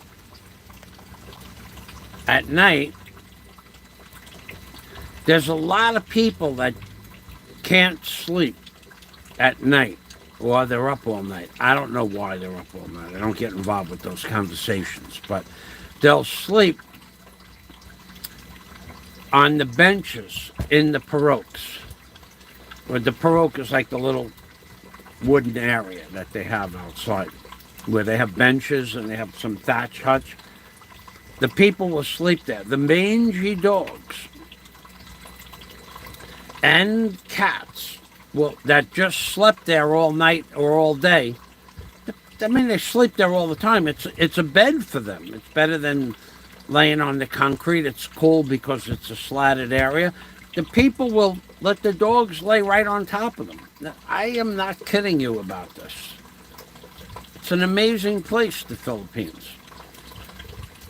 It's an amazing place that the cats get along with the dogs. There's no fighting between cats and dogs. The dogs get along with the cats.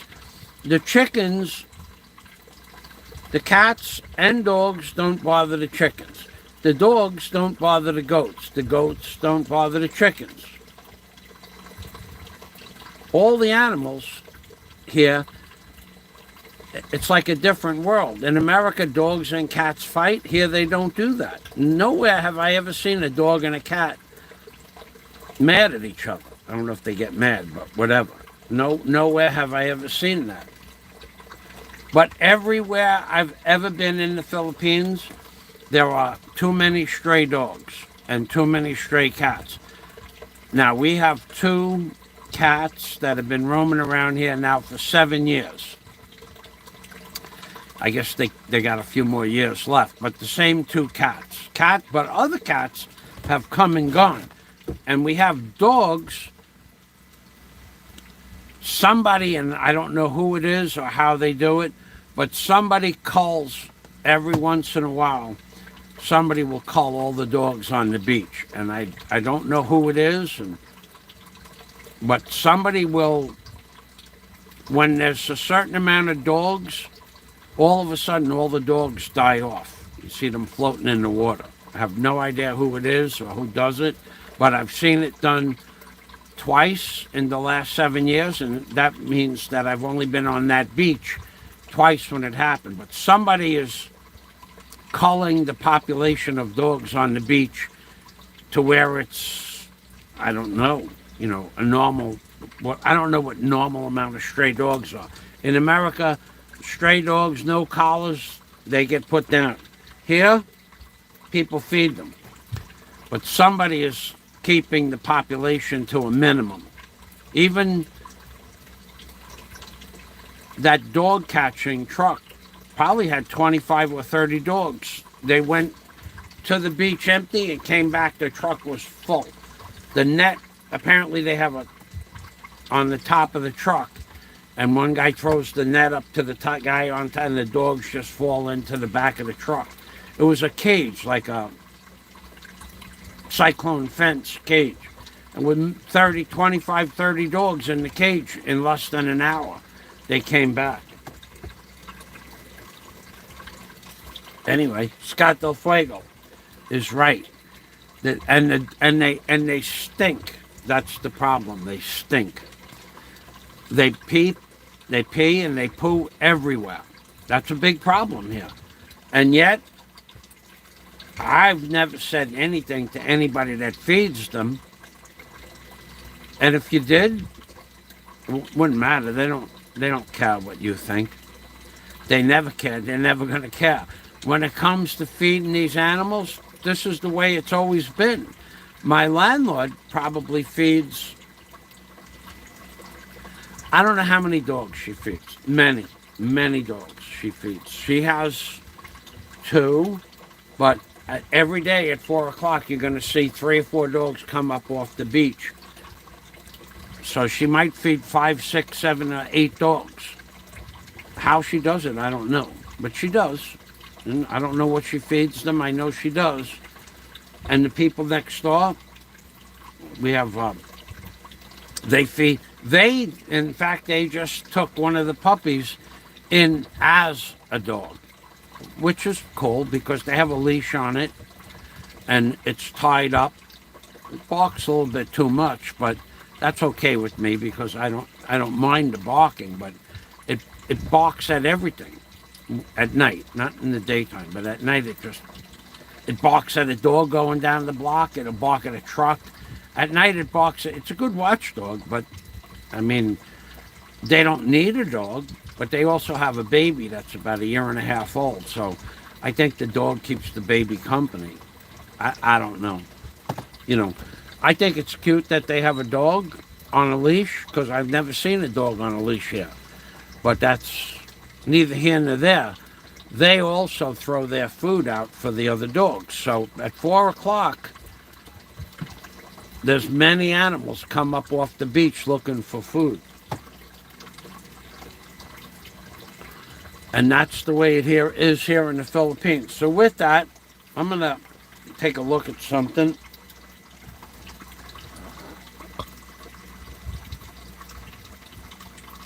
Excuse me. Boy, I got a lot of windows open. I'm burning up that data.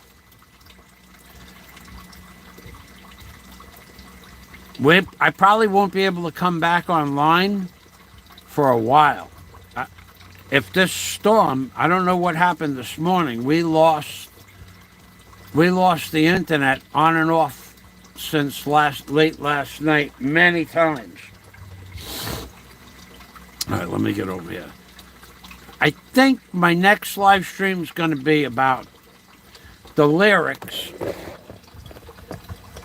for the Dogs of War. I'm not going to talk about that too much now. The Dogs of War. Now, I know I think there was 10 people watching. Does anybody know the song by Pink Floyd called The Dogs of War?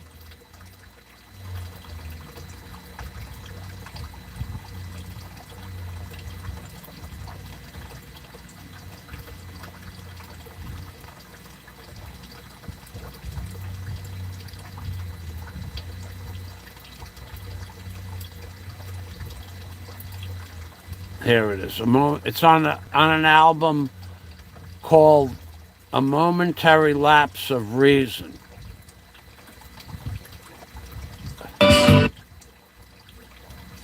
Does anybody know that song, The Dogs of War? And if you do, I'll ask you a question. What do you think the Dogs of War are? Because that's going to be a live stream that I'm going to be doing either tomorrow or the next day. And if no one answers, no one answers. I've got you trained proper.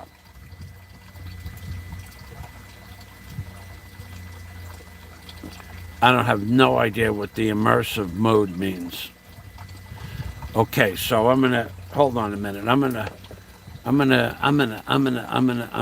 gonna get rid of some of these windows. So the question remains. Wherever you go, you know the dogs remain. The question remains, does anybody have an idea what David Gilmour or Roger Waters is talking about when they use the term the Dogs of War?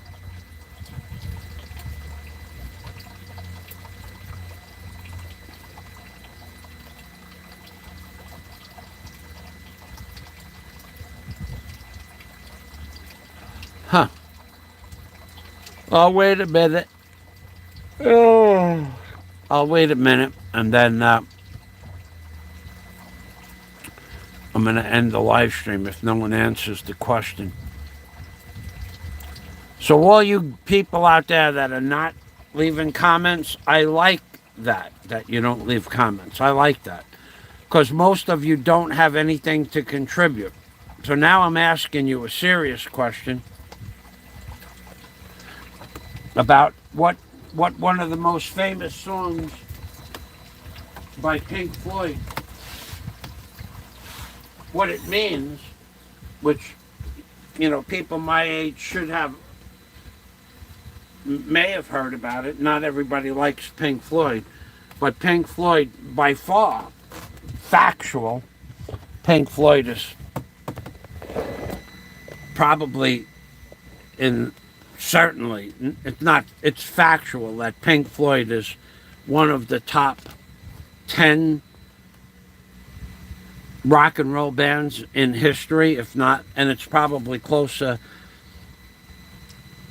to number 1, 2, or 3 than it is to 4, 5, or 6. So does anybody have any idea what Pink Floyd's song, The Dogs of War, the dogs are? What are the Dogs of War? The answer to that question, it's answerable if you know what the Dogs of War are. But no one even tried. Politicians, Martin the Street, at one government, Big Brother. Yes, both of those answers are talked about in the song. Both of those answers are talked about in the song. The politicians,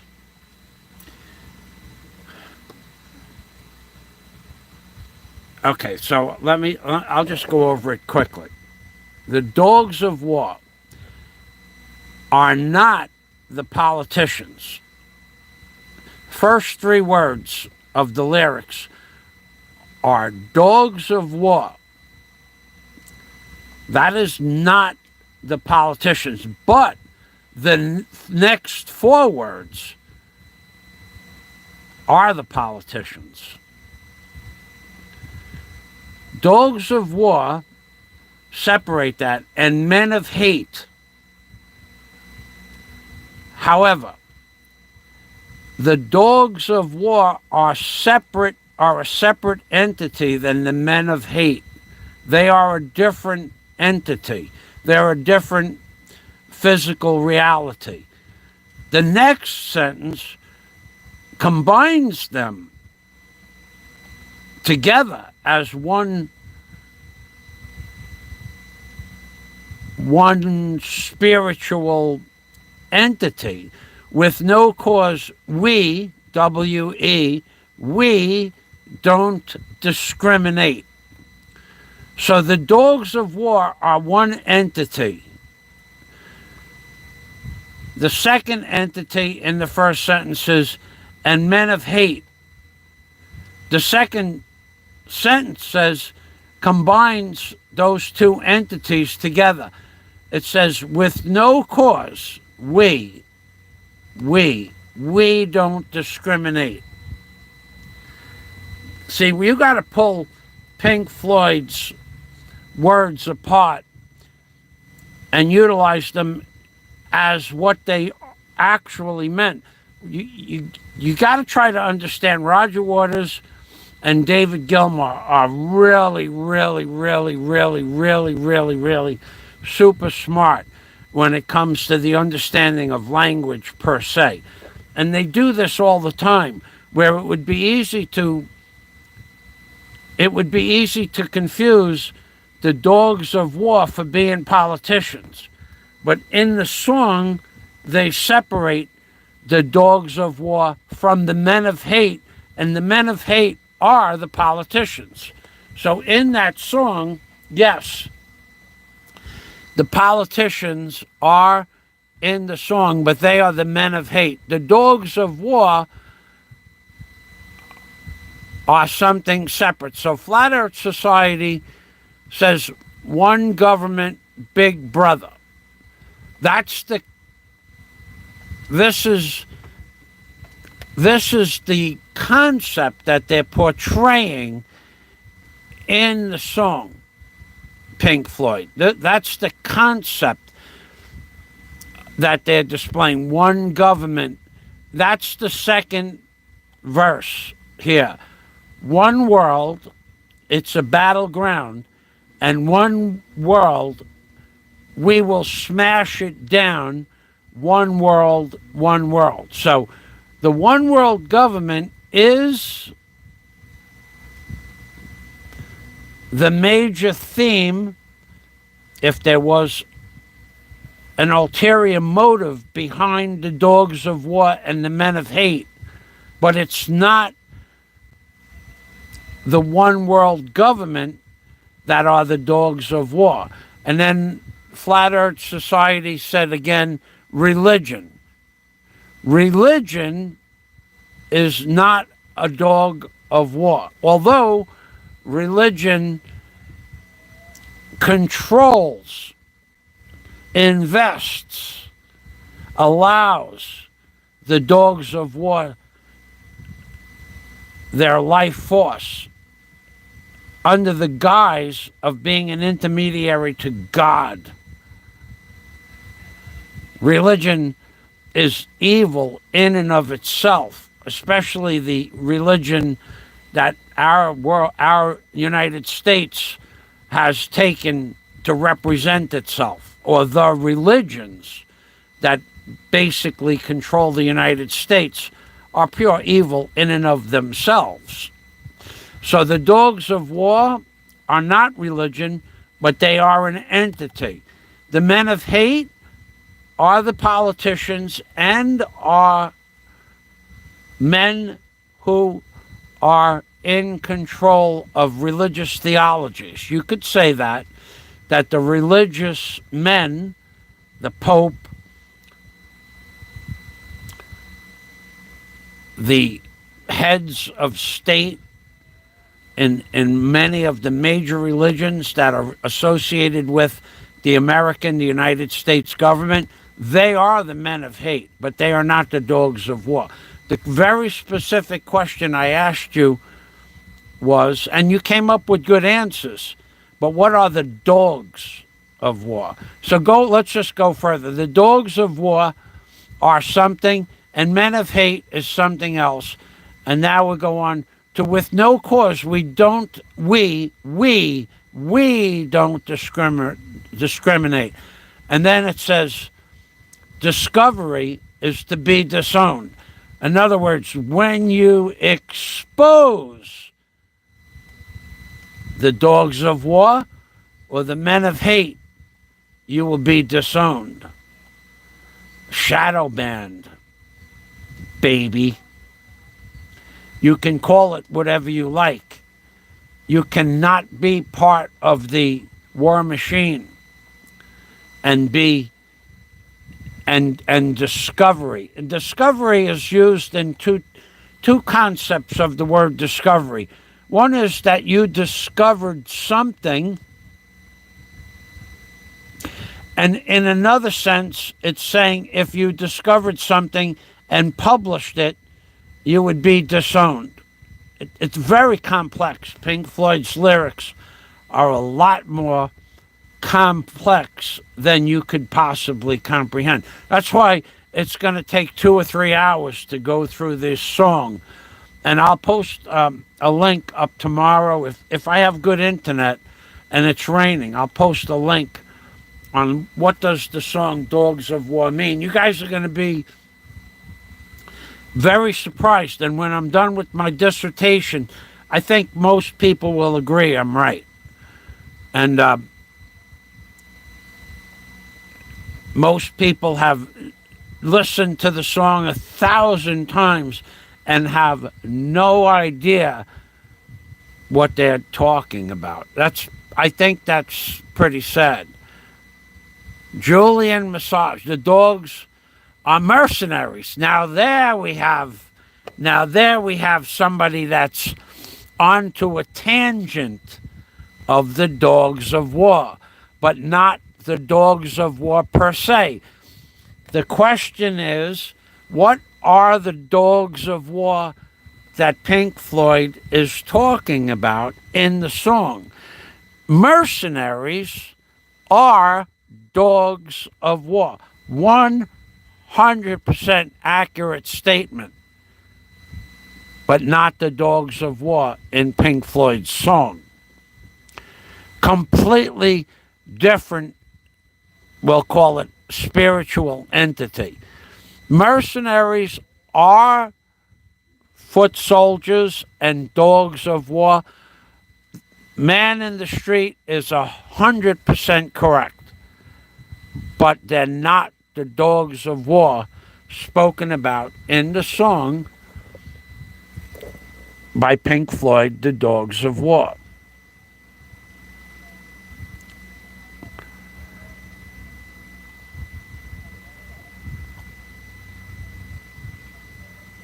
Hollow laughter in marble halls would be a hint about what the dogs of war are, but not the dogs of war per se. So let's see. Edward Snowden and Julian Assange are the dogs of war? No. But they were behind the word discovery, yes. They would be considered, they discovered the truth. Both of those people, Edward Snowden and Julian Assange, both discovered the truth, and both their lives were destroyed because discovery, they learned about it, is to be disowned. Pink Floyd uses that word as you can discover something, but then discovery is an exposed amount of information. When you go to court, discovery is what they do to find out what's going on inside the trial, and discovery is given to the judge and the lawyers and the jury. So discovery is the information, but it's also posted information. So Edward Snowden and Julian Assange both did discovery, and then after they did their discovery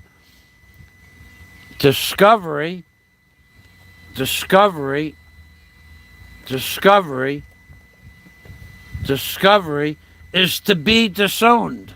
Both of them were destroyed. both financially, emotionally, physically, and to be disowned. And they were disowned from the thing that they discovered. They discovered that they were involved with, they discovered what was going on around them. They discovered the evil nature that surrounded them, and then they were disowned. But they themselves are not the dogs of war. Julian Assange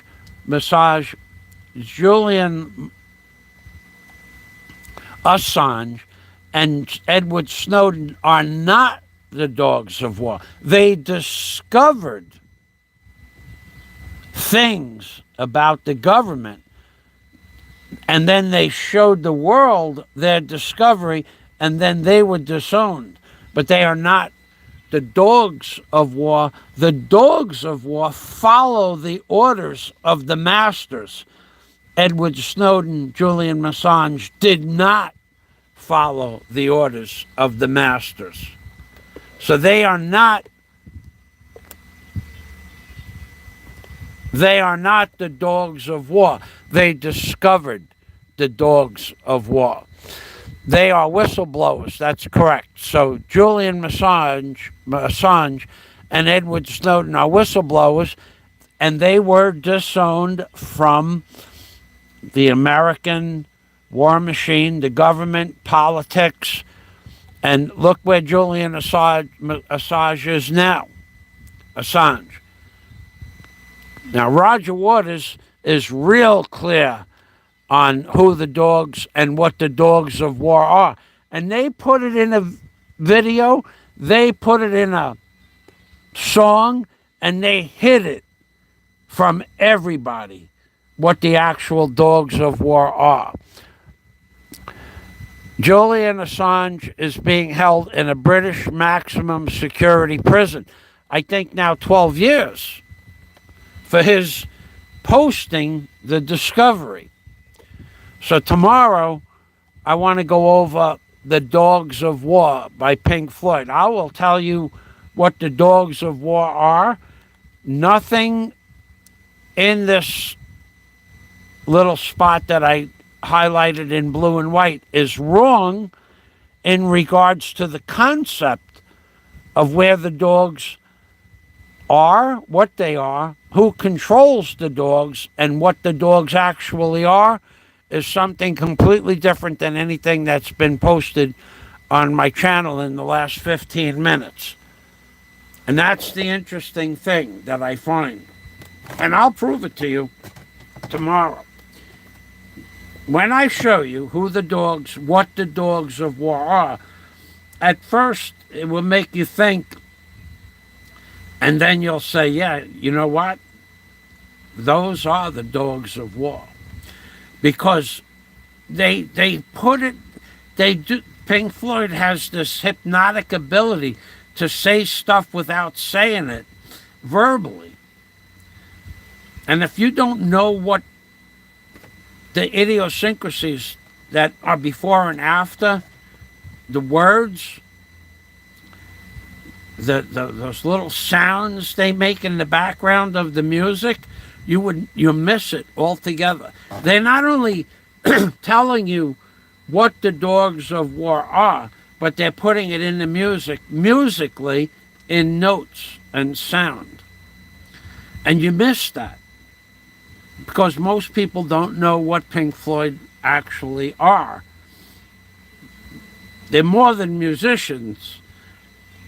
They're the greatest, some of the greatest musicians ever. But they're more closer to being seers or prophets than musicians. And that could be by accident, or it could be part of a much bigger plan. They will never say that, though. But they know that to be the truth. Many people know that to be the truth because it is the truth. Pink Floyd has an ability to put stuff out there that would totally, if you actually knew what every song that and every word that Pink Floyd meant to say in their song, you would be trying to do what Roger Waters does. He tries to tell people about things on YouTube. And Roger Waters, one of the most famous musicians in the entire world, will put out a statement and it'll get a couple of thousand views. Because he's shadow banned. Because he talks about the bad cats. He's shadow banned. Roger Waters. So, you get a guy like Roger Waters. Could I go over George Orwell's 1984? I could. I'd have to read it again. But that's pretty deep as well. Man in the Street says it's hidden in plain sight. And if you look, you know what? It's raining. I might skim over Orwell's 1984. Maybe I'll glean something out of 1984 that goes along with the Dogs of War. I bet you there's a connection there. And I'm not talking about conspiracy theories. In talking about conspiracy theories, I would love to destroy Joe Rogan on his theories about the moon landing. I would destroy Joe Rogan on his theories about 9/11. But I'm not allowed to talk about 9/11. And if I talk about the moon landings, my channel will get further shadow banned. Joe Rogan is a gatekeeper. If you don't know what a gatekeeper is, ask me. I'll tell you. So, if any of you geniuses out there are Masons, you would know. Yeah, okay, thank you, Man in the Street. Let me Google that right now. Audio copies of 1984. I'm going to Google that right this minute. Right now, I'm going to do that. Thank you. I'm going to throw that up on the top of the page. Audio book, George Orwell. Let's check that out. Thank you.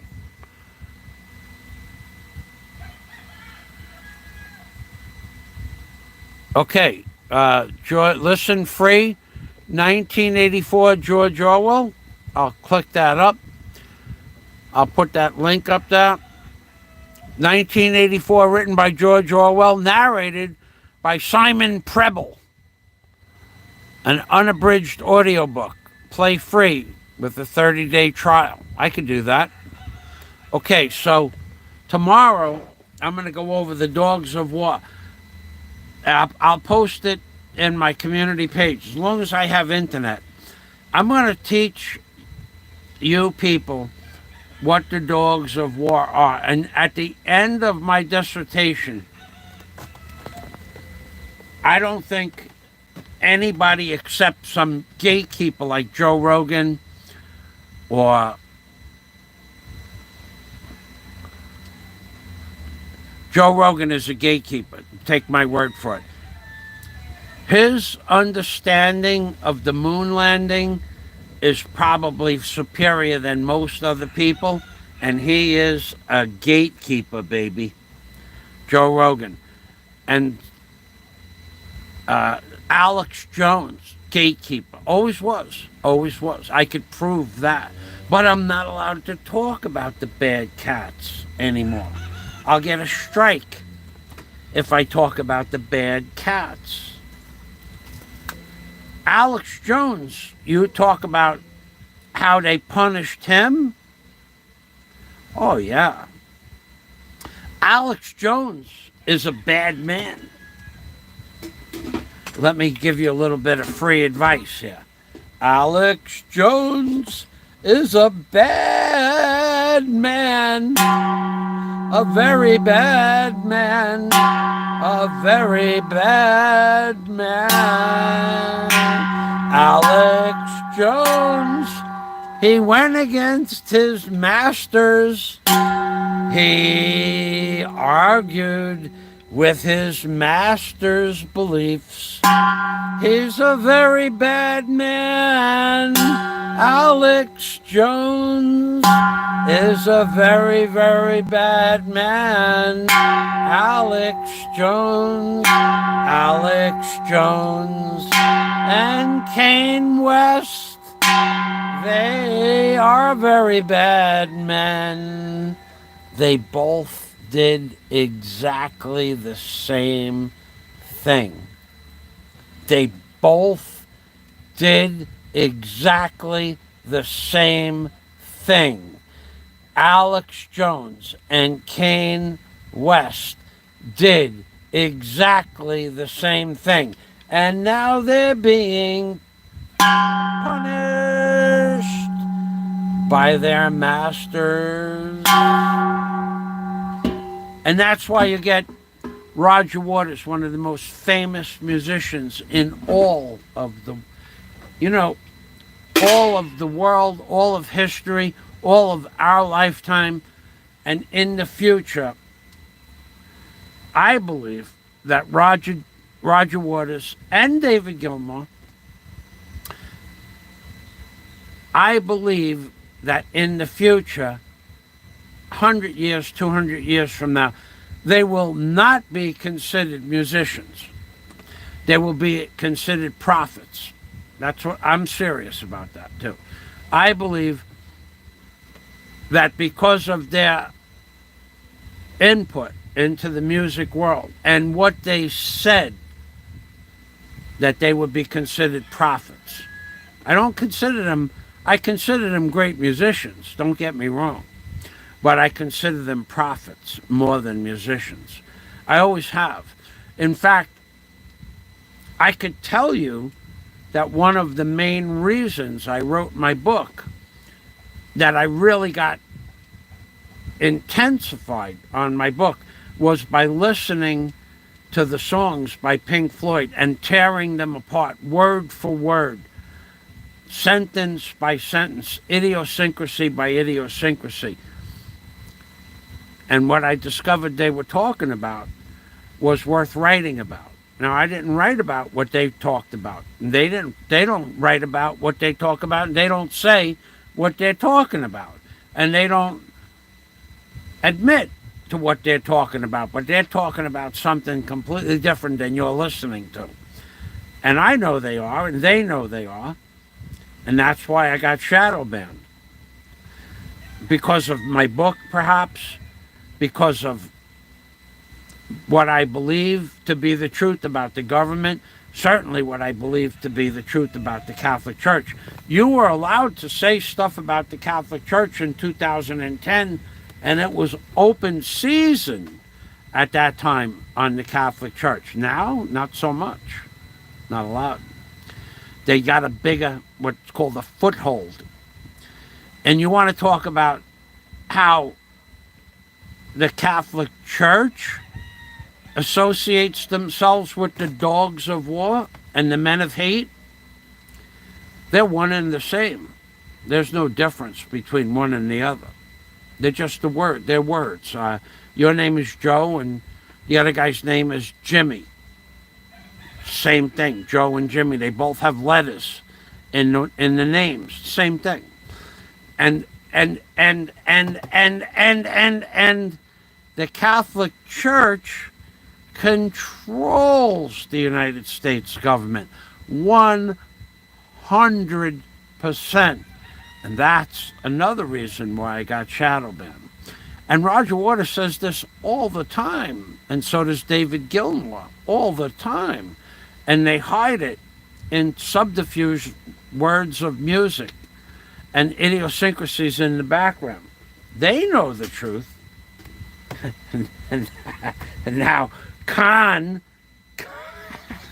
Conway West, he knows the truth. He's a bad boy, Conway West is. He's a very, very bad boy. Alex Jones, he made that mistake. He thought he was bigger than those bad cats, but he's not.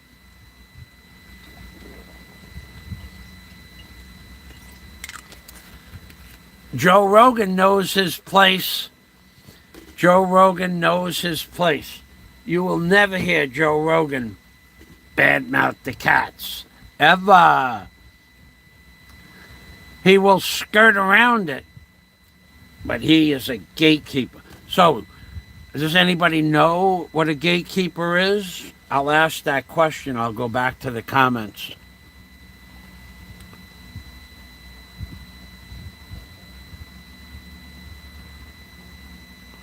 It's on YouTube. I got it, man in the street. Thank you.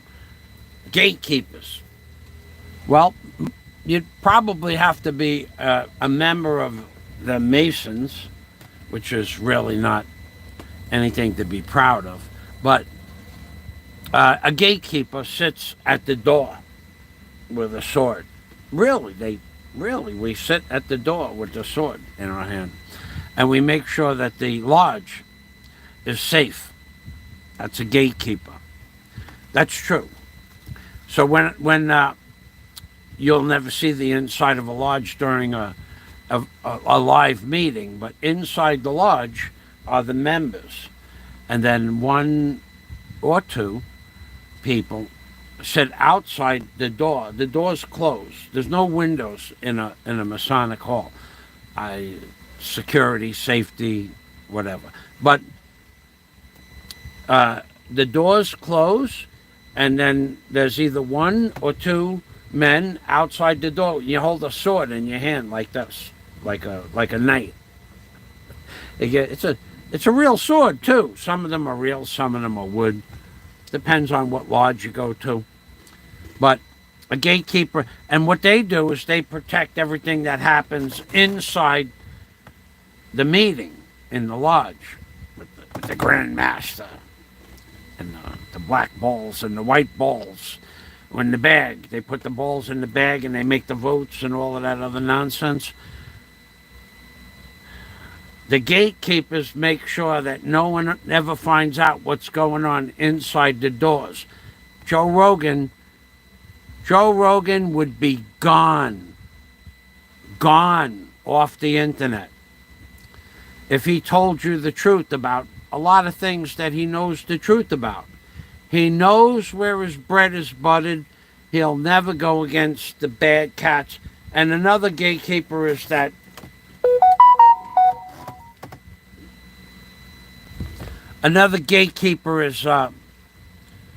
Neil de Blasio. That's the name of the mayor of New York. Mayor de Blasio. Neil deGrasse.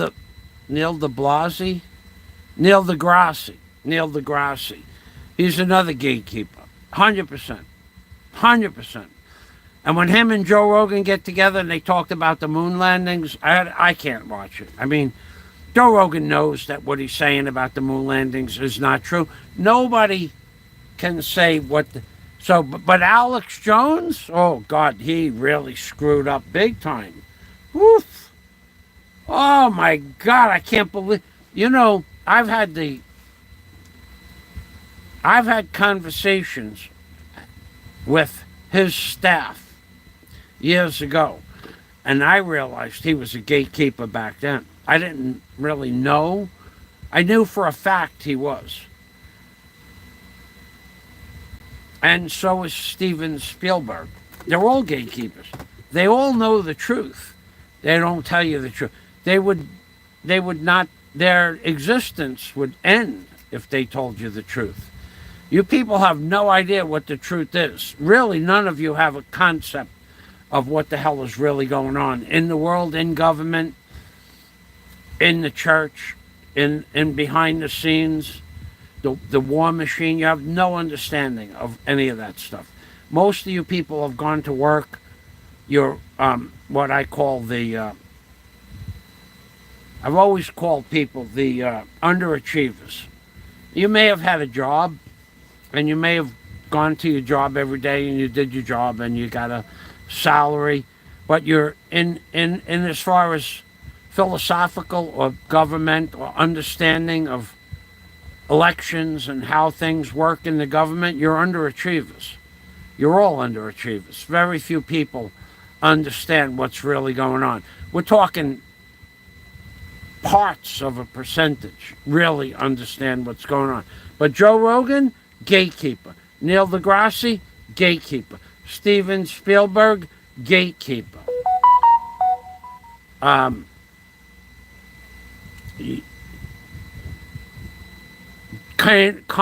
Conway West, he tried to not be a gatekeeper and he got booted out of Adidas. And Twitter, well, I don't know anything about Twitter. I had a Twitter account. Daisy set one up about 7 years ago, but I don't remember posting anything to Twitter. I don't know anything about Twitter. And Twitter and the Instagram. So Con West got thrown off of Instagram, Twitter, Adidas. No doubt he'll get thrown off of Facebook because those bad cats, they have long tentacles. And that's what I mean when you people don't really understand what's going on. What do you guys? Don't put down what Alex Jones did. I don't want to see it on my channel.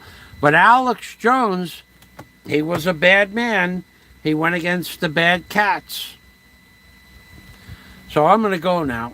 I got things to do. It's about 1 o'clock now. 2:15.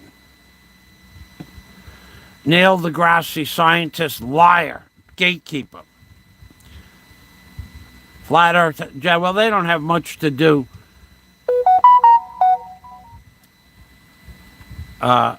Jeffrey Epstein and Henry.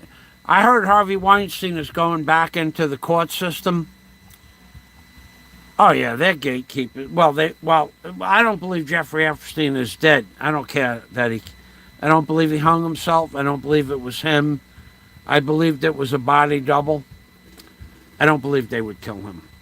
I just don't, and I could be wrong. I mean, I didn't see the body, but there's no evidence that was Jeffrey Epstein. You could get somebody to look just like him with multiple operations and kill the guy, and I don't know, if Jeffrey Epstein killed himself. We didn't see it. We don't have any proof of it. The video cameras were down. The guards weren't around. What they say is what we have to take as the truth. But were they gatekeepers? Yes. Philo in the Philippines. The rabbi is alive again. Philo in the Philippines. Yeah, I'm going to go back to...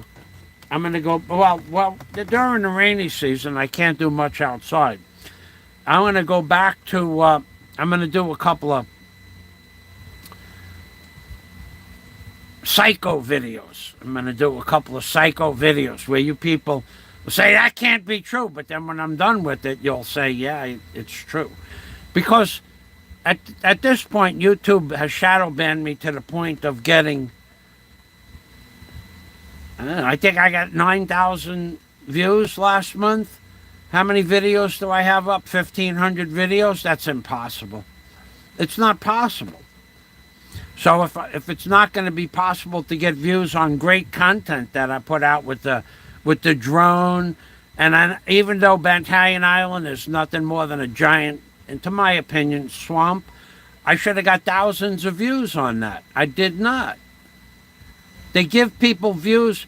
They give people with 800 subscribers 1,500, 2,000 views. They're unheard of. The videos are basically worthless, and they get 2,000 views in a few days, a few hours. And I put out great content.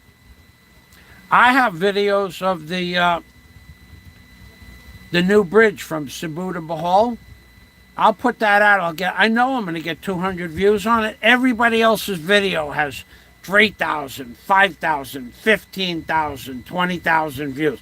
People with no names, no content, and a video of a picture of the bridge. I have actual photos of the bridge going across the bay, under the bridge, being constructed. I'll get 200 views. So if I'm going to get 200 views, I'm going to go back to talking about gatekeepers and the bad cats that run the world. Because Alex Jones just got slapped with $43 million in fines and then $1 billion later on. Of course, he's never going to be broke. But why did he get slapped with $43 million in fines? Of course, he got fined $43 million because he's a bad man. He lied about actual events. Alex Jones is a bad man. He lied about the truth. Conway West is a bad man. He went against his masters. Joe Rogan is a gatekeeper. He knows where his bread is buttered. I guarantee you, I sit down with Joe Rogan, I destroy him in a one-on-one conversation about the moon landing. I guarantee it. I destroy him on everything he's ever said about the moon landing, because he believes that we went to the moon. He believes that. And he can't prove it, that no one's ever proved it, no one's ever gonna prove it. No one can prove it, but he believes it. Joe Rogan believes it. And every video I watched on the moon landing, every one of them is showing you the truth. Oh, the 8,000 pounds of thrust that was blowing underneath. They have a new one now. They have a new reason why the dust never got kicked up under the moon lander. They have a new reason. Oh yeah. Total nonsense. Physics, science, Newton's third law of physics says that their new theory is nothing more than a giant bologna and cheese sandwich. Yet, they're posting it all over the internet. They're saying that the 8,000 pound thruster that stopped the lander from hitting the moon was shut off.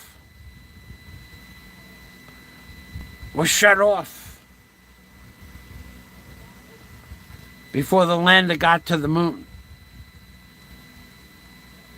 No. Why would they do that? But all the way down, Buzz, he's another gatekeeper. Buzz was saying, yeah, we're on our way with the descent. We're at 100 meters. We're at 50 meters, 40 meters, 30 meters, 10 meters, 5 meters. The Eagle has landed. Bologna and cheese, I say, bologna and cheese. How far away was Buzz Aldrin from 8,000 pound thrust rocket engine? Oh, it's a solid 36 inches away, but you couldn't hear the rocket. It's a bologna and cheese sandwich served with Scott Del Fuego's favorite mustard, Goulden's spicy brown mustard. It's a good bologna and cheese sandwich, folks, but it's still a bologna and cheese sandwich. I gotta go.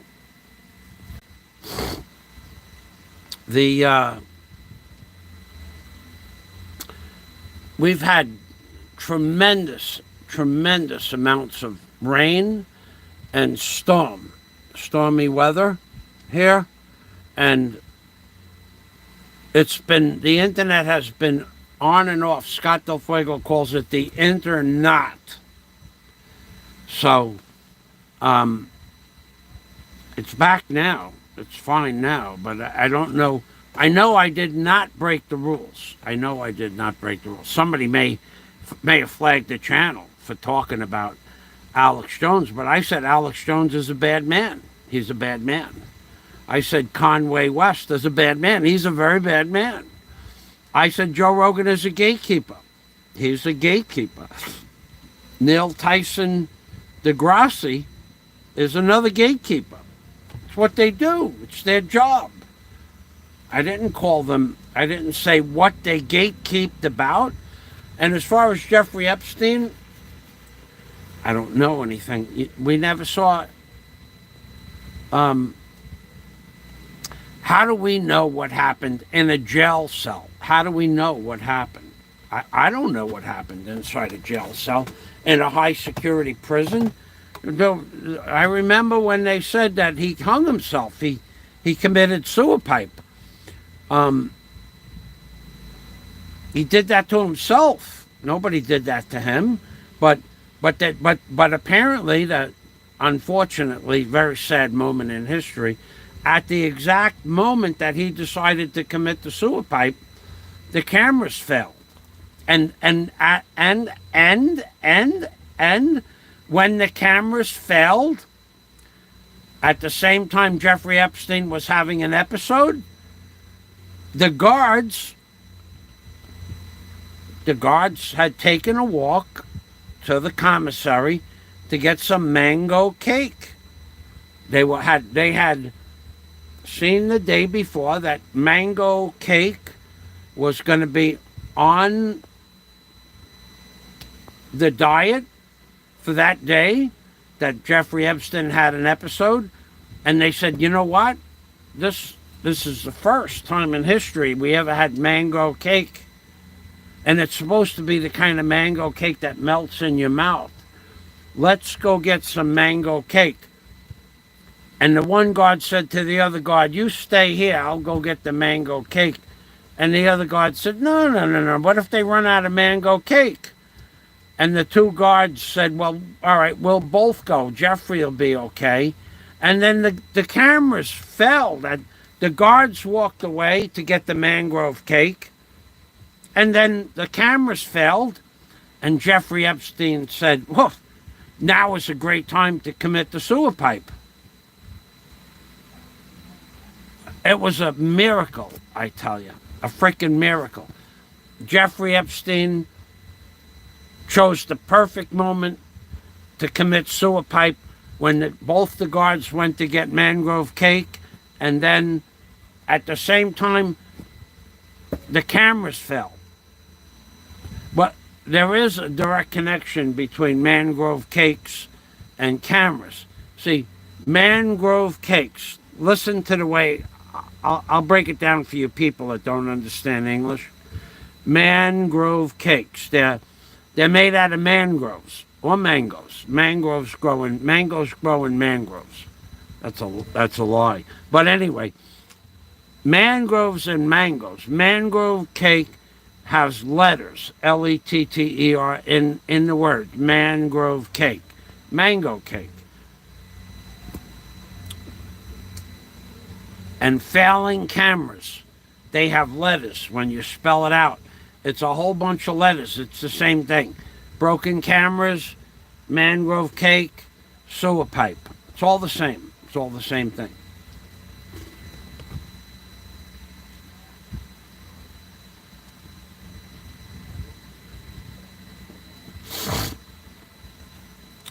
Okay, so it's all the same thing. When you're talking about mangrove cake, Jeffrey Epstein, sewer pipe, it's all the same thing. All the same thing. So with that, I said I was going to go before. Now's a good time to go because I'm getting hungry. And I'm going to make some pork and some fried eggs.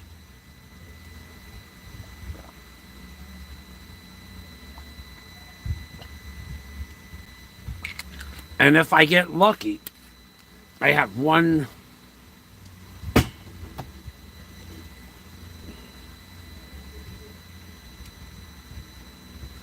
I have a bag. I haven't had it in a long time. I have a bag of onion garlic chips that you put in prawn chips. I think I might have a few of those. The prawn chips. You ever have those in the Philippines? They sell you chips, you put them in boiling oil. They're pretty good. They're onion and garlic. I think I'll have a few of those. And some fried eggs with mayonnaise, no ketchup. Ketchup is got a lot of sugar in it. The prawns, the fried prawn chips are probably not so good for my diet either, but I'm thinking about having some prawn chips, some fried eggs, not scrambled, fried, and some fried pork. That's right, baby. So I'll say goodbye now. Thanks for stopping by, everybody. Best wishes to you. I'll see you guys tomorrow. And you guys go study the lyrics to Pink Floyd. I'll give you the link. I'll give you the link to the lyrics.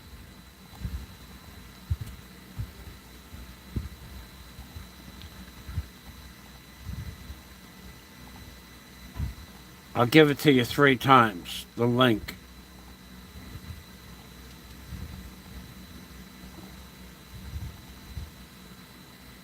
I don't know who that fellow was, but no trolls on my channel. You can leave positive comments, you can leave intelligent comments, but you can't troll my channel.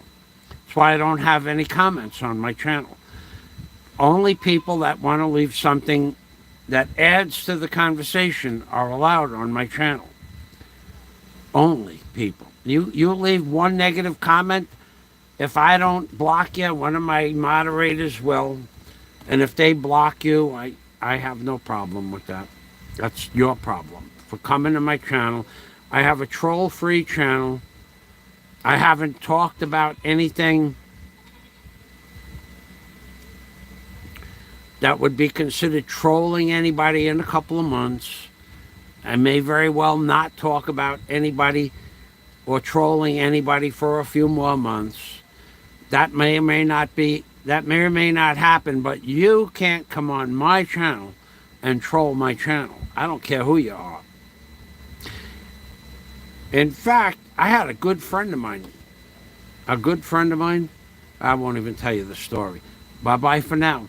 This is Michael Fazio, and this is me in the Philippines, baby. In the Philippines, baby. If you have a legitimate, intelligent question, you're welcome to ask that question, but you should, in theory, you should be willing to sacrifice a couple of Pringles, some broccoli, a little bit of iron.